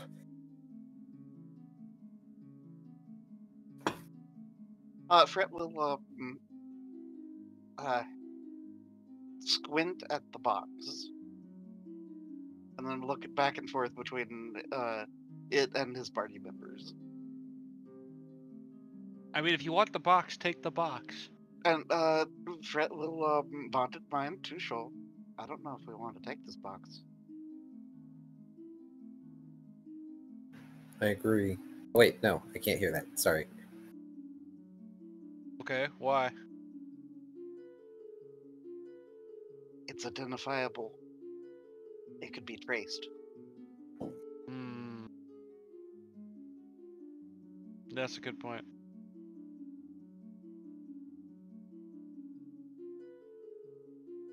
Fret, we'll scribble out. We're leaving the box.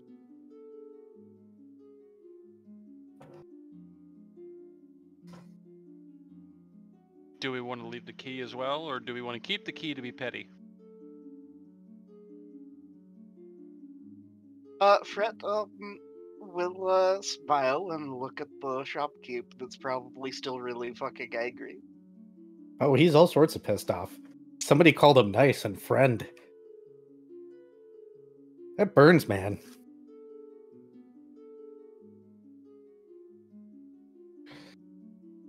It'd be a real dick move to maybe do something like give him the key and say the stall is all yours, friend.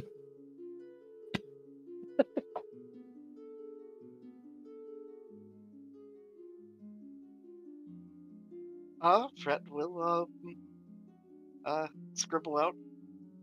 Give it to the man. Are we giving him the writ too? Fret shrugs. Shoal then shrugs back.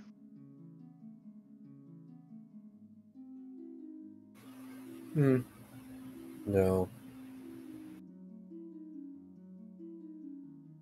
You didn't hear Shoal speak, to be fair. That's true. Shoal's only doing bond in mind right now. Sorry. He's not speaking out loud. It's hard to tell how much y'all are bonded. You gotta denote that. Well, I figured it was obvious because because you figured Yeah. I've kind of just only been speaking like that when we're in public, because, you know, disguise. Yeah, I'm pretty sure a talking animal would be a bad thing right now. Oh, this is true. I'm sorry. That's why I figured it was obvious. I'm a dog. It's fine. But I don't Besides, know. Last has the writ. You'd have to ask him. Well, Fret didn't specify what they to give to it. Fret just said give it to the man. No, I think you specified the key. I didn't say key. No, he right. just said give it to the man.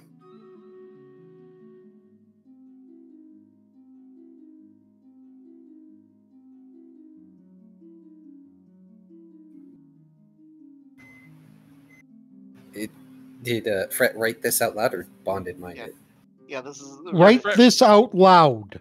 Yes, he wrote this out loud specifically. Yes. Yes. I knew what I was saying. Yes, he did write this.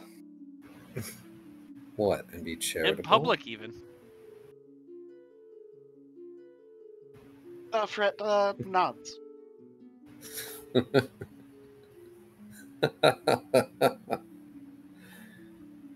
Oh, I bet he's going to hate this.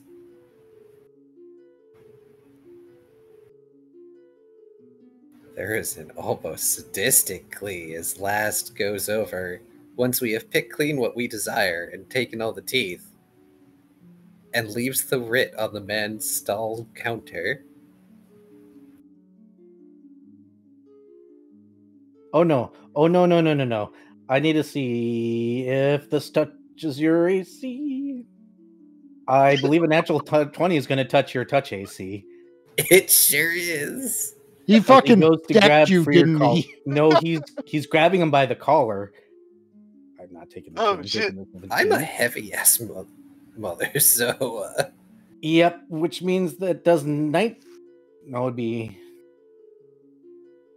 no 19 to be correct. Does 19 beat your CMD? my CMD? No. Well, he absolutely tried to grab you by the collar, and you definitely hear him go, "What's your game, man? What you doing? What is that? Take your shit back. Get your shit off my table."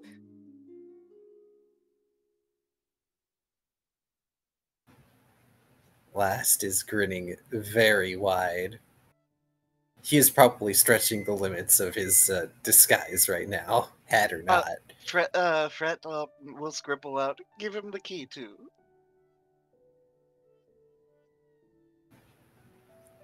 And he sets down the key with a little clink. You've You never take heard that of shit back. charity? The man looks like he's about to throw up.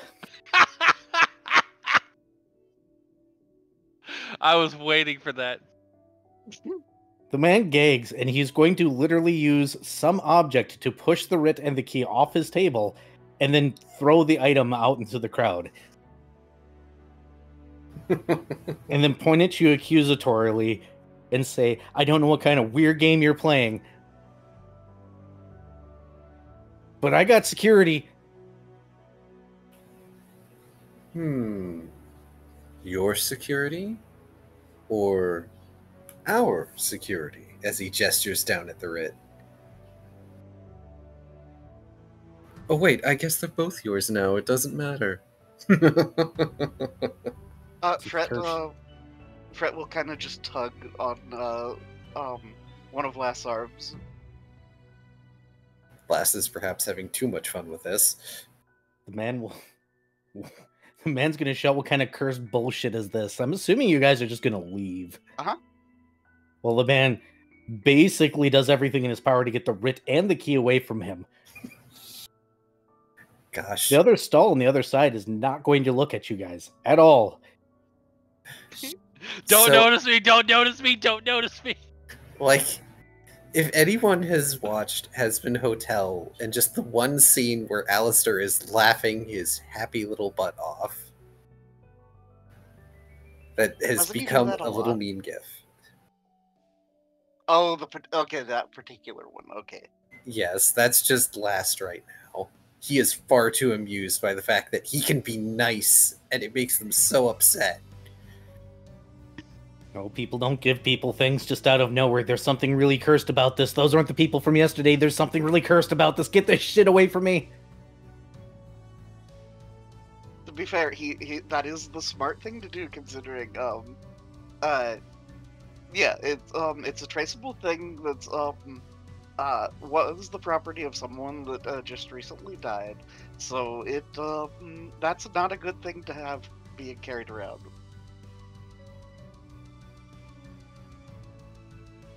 So yeah. So if he was to take it, he'd be in a world of shit. Maybe. Maybe. But somebody said the C word. How dare you say the C word? How dare. Hey, you guys got a building to find. As soon as Last is done laughing, apparently maniacally.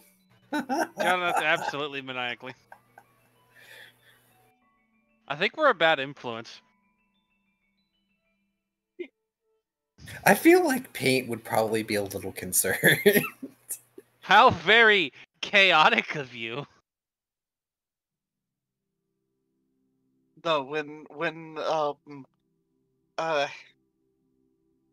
all is evil, good is becomes the Good is the outlier. Yeah. Unfortunately, you guys are the villains in this world.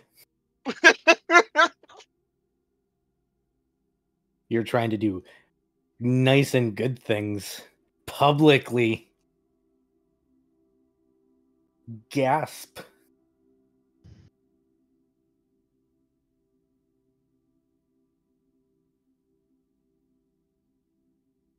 So you guys make it to the area where, yeah, a lot of people are, or less people tend to be around.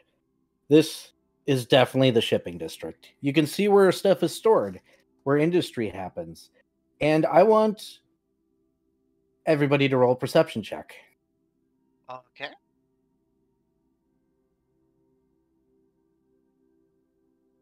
First good goddamn roll of the game, basically.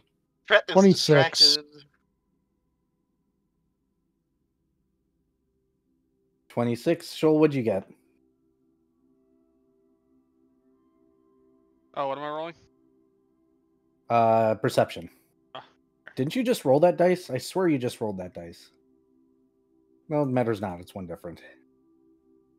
I did not just roll any dice other than the one I just rolled. 17. All right.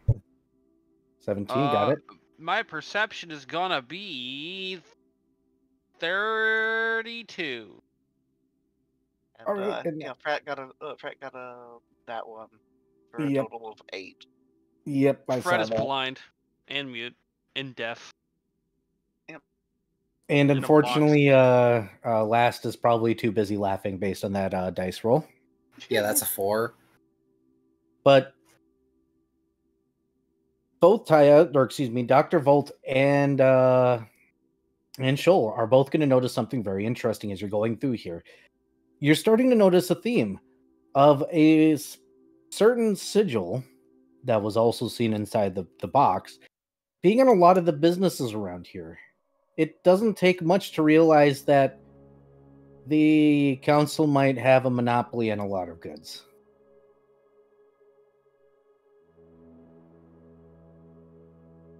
All of the goods, not all of the warehouses, not all of the buildings seem to have this, but enough do, to the point where it's noticeable. Guess we're getting close. Here's an important question. Is that sigil in any way similar to the sigil the dude was carrying around that we dealt with earlier? You mean the one at the bottom of the box? No, the one he No. was tried to hold out to Fred. No. No, the murdery man. Yeah. No, the murdery man had a different symbol. Okay. This is more of like one of those it's a crest, basically. It definitely represents the council. It doesn't take a very unintelligent or very it's not a long stretch to look at this and be like, these people are magically powerful and probably monopolize magic, and they probably run everything, so they probably own a majority of things too. Surprise.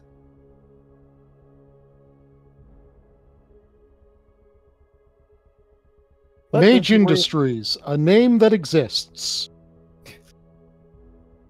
It is the only name that you know.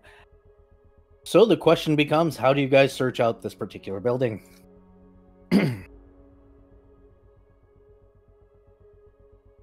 Well, Shoal doesn't even know what he's looking for, to be fair. Gee, do you want to re-describe this building? It's a relatively plain building, from what I recall of the description. It has no windows and a permanently barred door. It will have a chimney, however. During the festival, it will have smoke coming out of the chimney.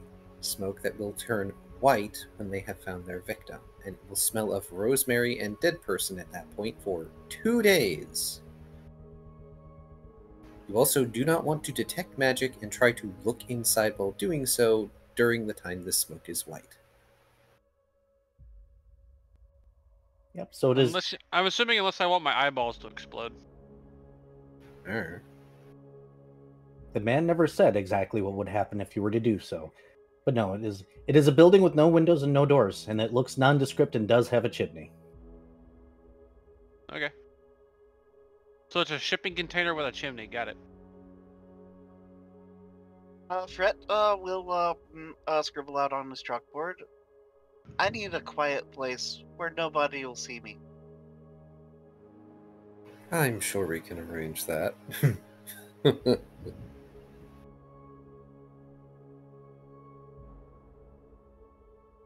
Or you all get caught. The paladin goes nuts and is nice to every person he sees for the next hour. Oh gosh, y'all may need to stop me. Oh no. Last just realized he can be an absolute asshole without actually breaking any of his rules. Yes! Oh, I thought you were supposed to be the responsible one. It's our job to be the gremlins. But I'm able to do both. No, stop. Oh no. I have too much power. Shoal will bite you. Good luck. I'm gonna get a drink. Drink will keep you in line. You realize that your AC is not as good as you think it is, and I have a nice to hit. Y'all.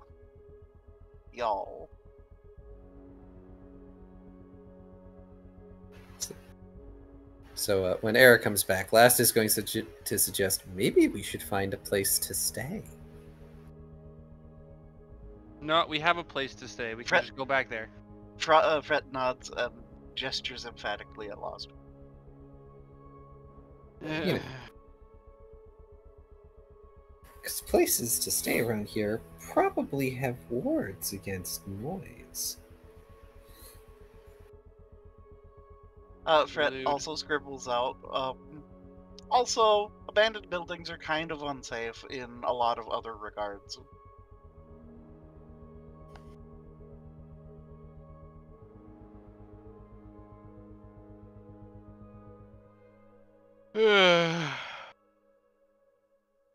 I guess. Ow, son of a bitch. All right, so you guys want to find a place to stay? Yes. Even Right. if playing Batman is fun. So the question becomes, are you guys looking for a hotel near this district or a place to stay that is more near where everybody else seems to be? I would say this district. It's gonna be more expensive in this district. I can almost guarantee. That's fine at this point. That is very true. All right. Are you looking for something or anything in particular? Any particular rules you're looking to hit? Or are you just looking for a place? Honestly, a place.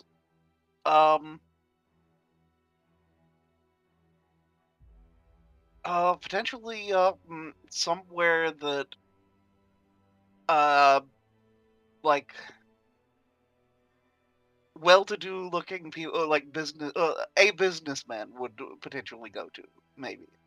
Okay, then I need knowledge locals and or diplomacies to find a place if you would like to do it that way with the gather information route.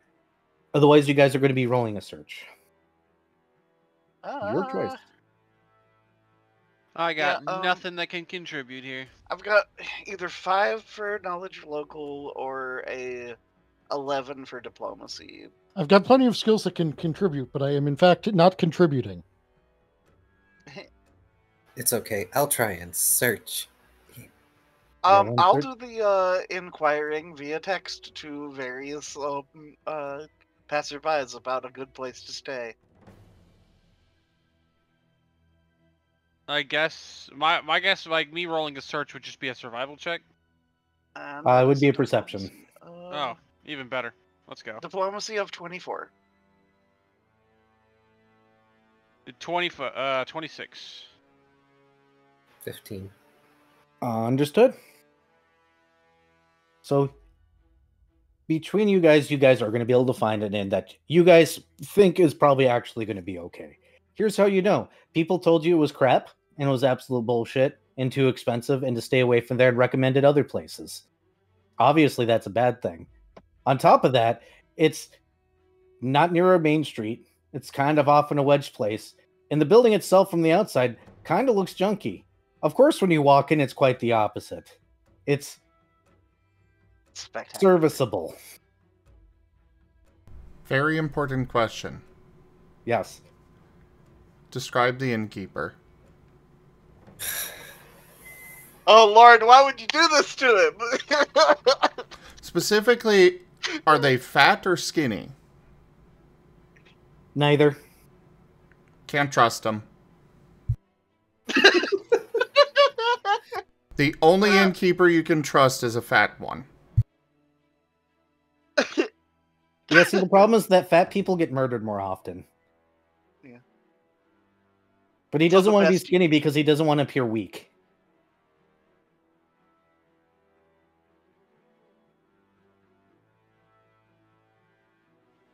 Fat people obviously have the money to be fat, and therefore you should kill them. Wow.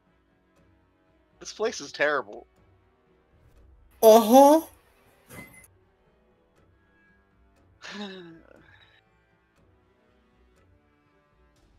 I am running an evil society. What do you expect? Yeah.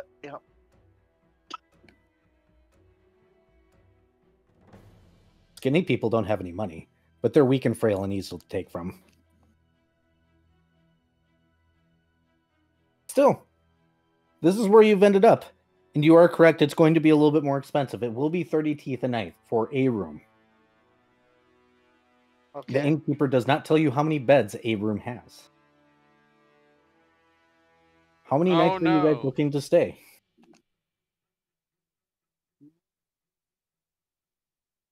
I figure we should do.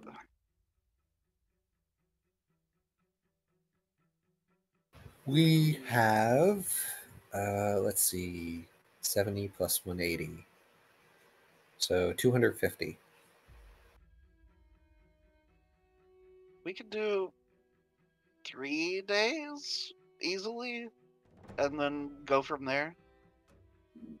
Ah, I agree. Okay. 3 days, he will give you a key. I'm gonna subtract 90 from Fret's supply. Yeah. Of course, it might be crowded for 5 people to be in one room, but Fret's okay with like just sleep and using Shoal as a pillow. Paint's happy sleeping just about anywhere. As long as it's not a chair. Because chairs are evil now, apparently. No, they've always been evil. That said... Meanwhile, Dr. Volt will gladly take the bed. You know, a lazy boy kind of chair, those he doesn't consider those chairs. Yeah, so let's head to the room, see what it looks like. Well, I don't know what you were expecting. I hope it was a closet. I hope it was a walk-in closet that looks like it has something that resembles a mattress on the ground. Wow. But for some odd reason, you feel like for travel stay, this is probably luxury to a certain degree. Because there is something that resembles a mattress on the ground. And there's a door and a lock. Wow. That's ritzy stuff, man. You don't know how lucky you are. Last sees this. He feels very self-conscious about his tail size right now.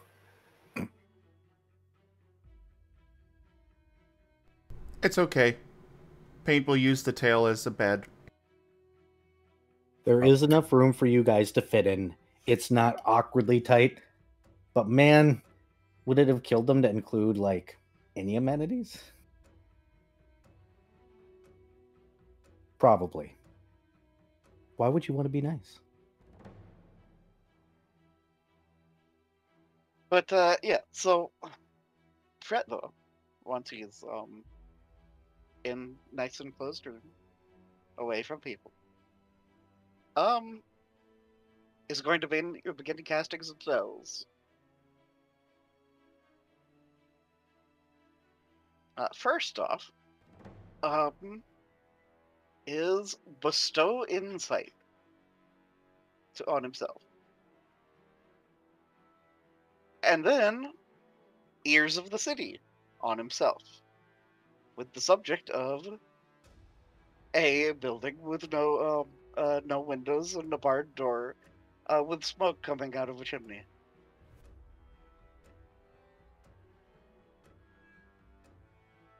Well, you're going to get a master list of those again. Congratulations. Yeah, so Well, all you have to do in order to find a barred door is just stand at the entrance to this room. yeah, okay, so +2 insight bonus on skill of my choice. Yep, roll away. Give me a moment to get all that put together. So y'all can do other stuff while Fret is being insensate and in like trancing. Yep. Because I need the roll to give him actual answers. Yeah, let me compile things. So while Vari's doing math in public, what are the rest of y'all doing in this Room.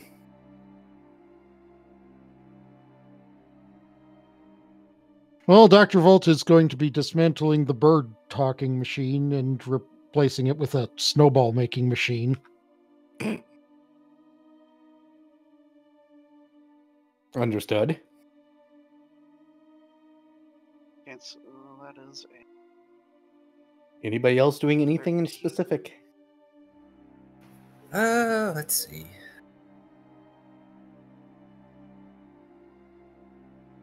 Okay, yeah, so this is going to be at a plus 13. You know what? I haven't looked at the magnetic spectrum lately. How is that looking? We'll touch that in a moment, Vari. How's the magnetic spectrum look like? Wavy. Ooh, wiggles like one of those waving tube men. No, there's nothing really unique about the magnetic spectrum here. Slightly weaker. So, Vari, did I hear you got a plus 13? Yeah, so that's a 32. Right. Let me look up that spell again. Okay, here. I'll link if you haven't already found it. Ears of the City. Yep, I got it. Okay.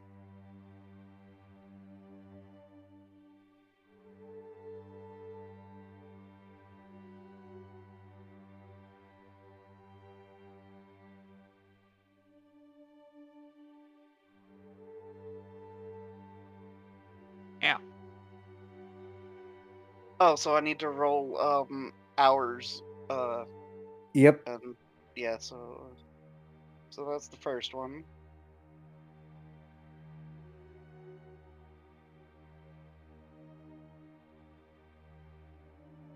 Four. Woo. Okay, so that's a 32 for the first hour. Yep, go ahead and roll your others. Oh boy. Okay, Google. How to destroy a spell and make it no longer fun. Kidding.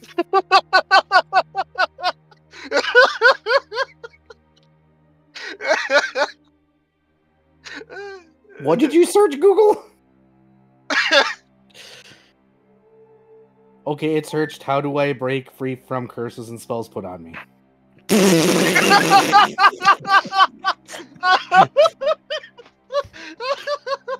You're not wrong, Google. There. I get the feeling Ears of the City is going to get banned. No. 19 for the next one. I'm now just remembering the Venn diagram. That's like the various overlaps of, do I have ADHD? Am I gay? Or have I been cursed by a wizard? Okay, so that's a 26 for the third.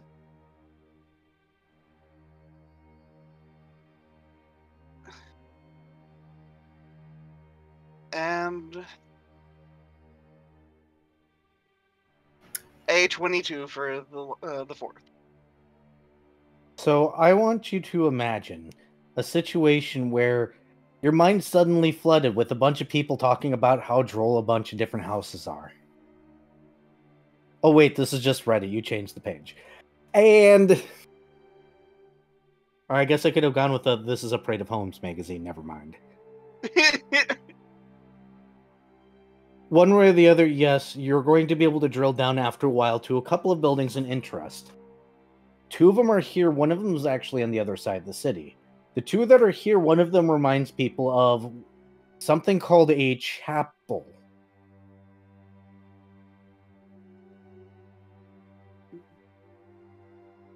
While the other one looks more like a plain home, and the one that is further away looks like an old meeting hall. Okay, a chapel, a barred up home with no windows though, Yes. Not and a meeting hall.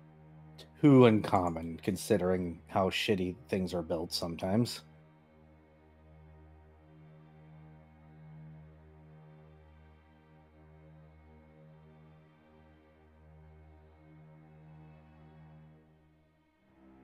Yeah. So Fred will after the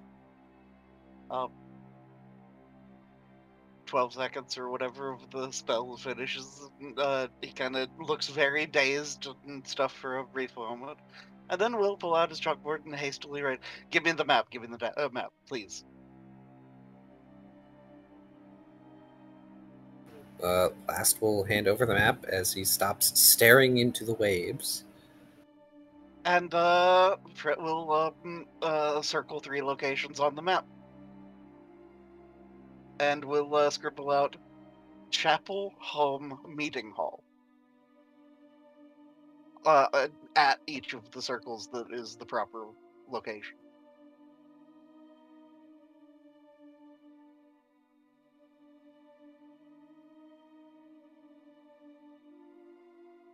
And then offer it back to Last Lost. Well, looks like we have new leads. Given we're here for 3 days, we might as well make use of each day. Fred nods. If only because it's unwise for us to split up in this particular place. Well, why would Fred you nods. say that? It would be absolutely funny if you guys. I mean, nothing bad could happen. Because, well, given what I've learned, I don't think I can be trusted.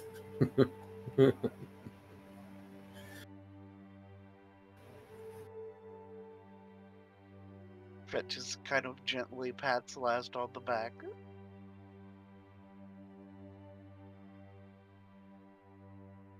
And then we'll scribble out, "It's okay, I understand how you feel."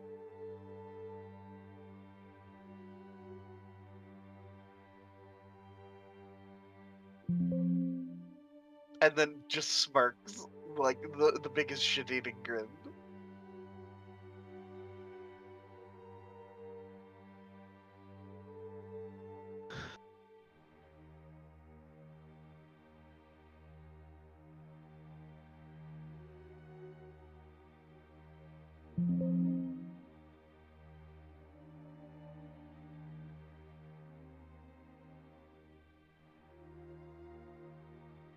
So, which one should we investigate first? Fred shrugs, and then just kind of gestures back and forth between the 2 closest.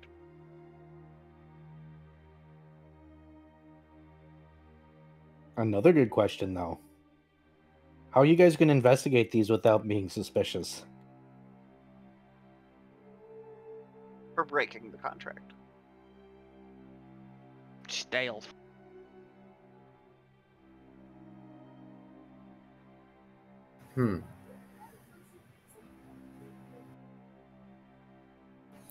Depending on the surrounding area, we may not be able to get terribly close.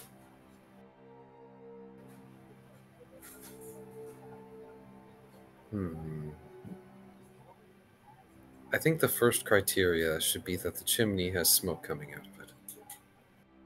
If it doesn't, then it's probably not the area we need to be in. But I'm betting if we just pass by, it should be fine. Fred does scribble out, "I do like the idea of going to the chapel, though. That sounds like an interesting place."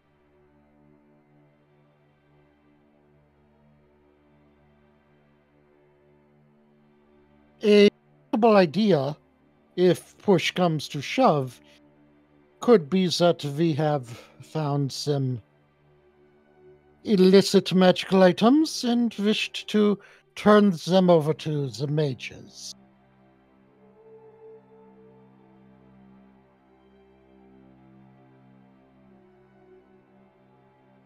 Fred looks contemplative, and then scribbles out, "That sounds like a terrible idea. Sure." I was not saying it was a good idea, merely a workable one. Sorry, what idea?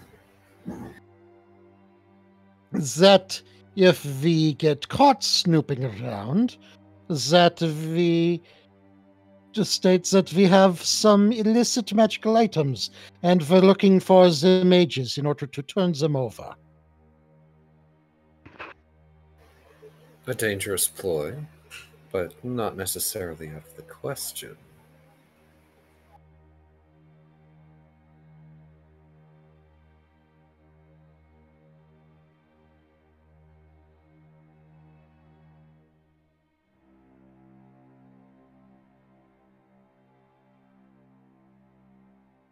Fred does scribble out a suggestion of, before we head out again, we should probably re-up our disguises. Because it's been a day and a half. Disguises don't last forever.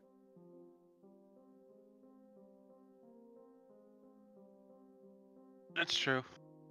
I think that would be in Vari's hands. Or, excuse me, Fret's hands, wouldn't it? Yeah.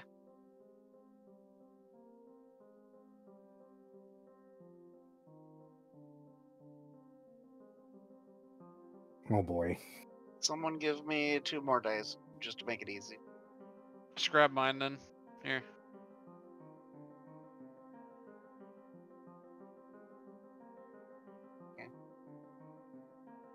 Steel tires, That's it's right one there. Ah, okay. Don't even need the redeem. Okay. So, first one is gonna be Kai's. Second one is Zim's. Third is Viv's. Fourth is mine. Fifth is Taya's. Okay. Make sure to write these down when they're given to you, peoples. Alright, which one's mine? Wow, these are all garbage, except for mine.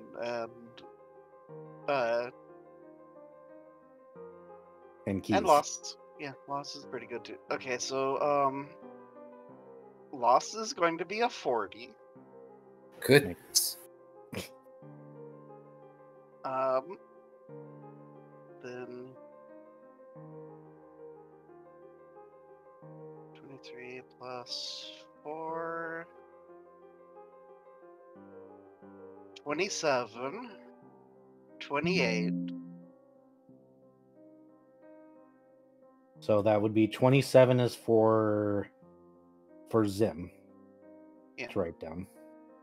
Is the 28 mine then? Yeah. Yes.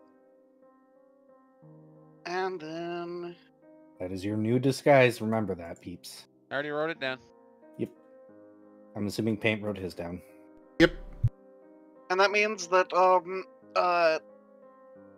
Dr. Volts is a 32. Excellent. His disguise got upgraded. Hooray.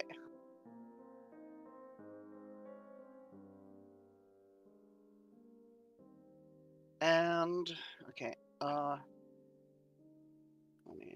plus 23 plus oath of anonymity. Yeah, so Fred's on the other hand is a 63. Okay. Well, this is a good thing and very fitting for a recall to do, so I'm not exactly upset about a stupidly high disguise check. You kind of need the stupidly high disguise checks. Especially here.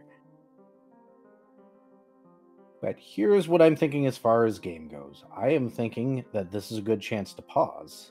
Yep. Especially since I'm also tired. Yeah, that is reasonable.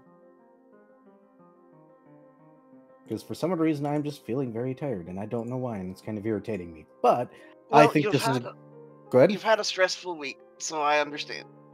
Yep, and now I'm now on vacation, so maybe I'm just being a sleepy bitch because, you know, vacation. Knowing you don't have to be at work. And hey, you getting some rest so that you'll be bright-eyed, bushy-tailed for tomorrow would be Right, good. because Dokapon Kingdom tomorrow. Yes. Suffer. Boy. Yes, much suffering. But yeah, I hope you all enjoyed tonight. I will go ahead and move to close things out over on my end. So, Okay, I'll go and do outros too. sure.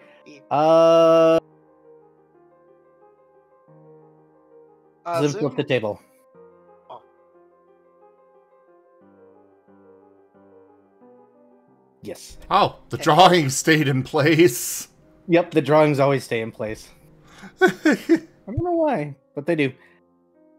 But alright, so over on my side, thank you guys so much for watching. I'm about to send you all over to Raw Zim's channel, even though I'm pretty sure most of you are already there anyways. But one way or the other, thank you so much for joining. We appreciate you over here. Drink plenty of water, take good care of yourselves, like, subscribe, yada yada blah, and you all have a wonderful night. Goodbye. And thank Furry. For those over here on my end, thank you so much for joining us so far on the stream tonight. That was Recolors of the Lost Pathfinder. Hold the line. This hamlet shall not fall. Oh, it didn't count. Check out our website, zgfgaming.com. We got links for our Discord, Telegram, Mastodon, Blue Sky, Patreon, and more. There on the website, as well as down in the description below through our link tree. Thank you to my patrons, tippers, and subscribers. It is your support that keeps this channel alive and going. I cannot do this without your guys' help and your support, so thank you. Consider becoming a patron over at patreon.com/zgfgaming. It's one of the best ways to support the channel, though you can also do so by sharing the stream around, as well as coming by, hanging out, grabbing packs of cards to stream loots, using our Humble Bundle partner link, or just subscribing to our YouTube. But for now, thank you so much for joining, and I bid you all the most fondest adieu. Bye.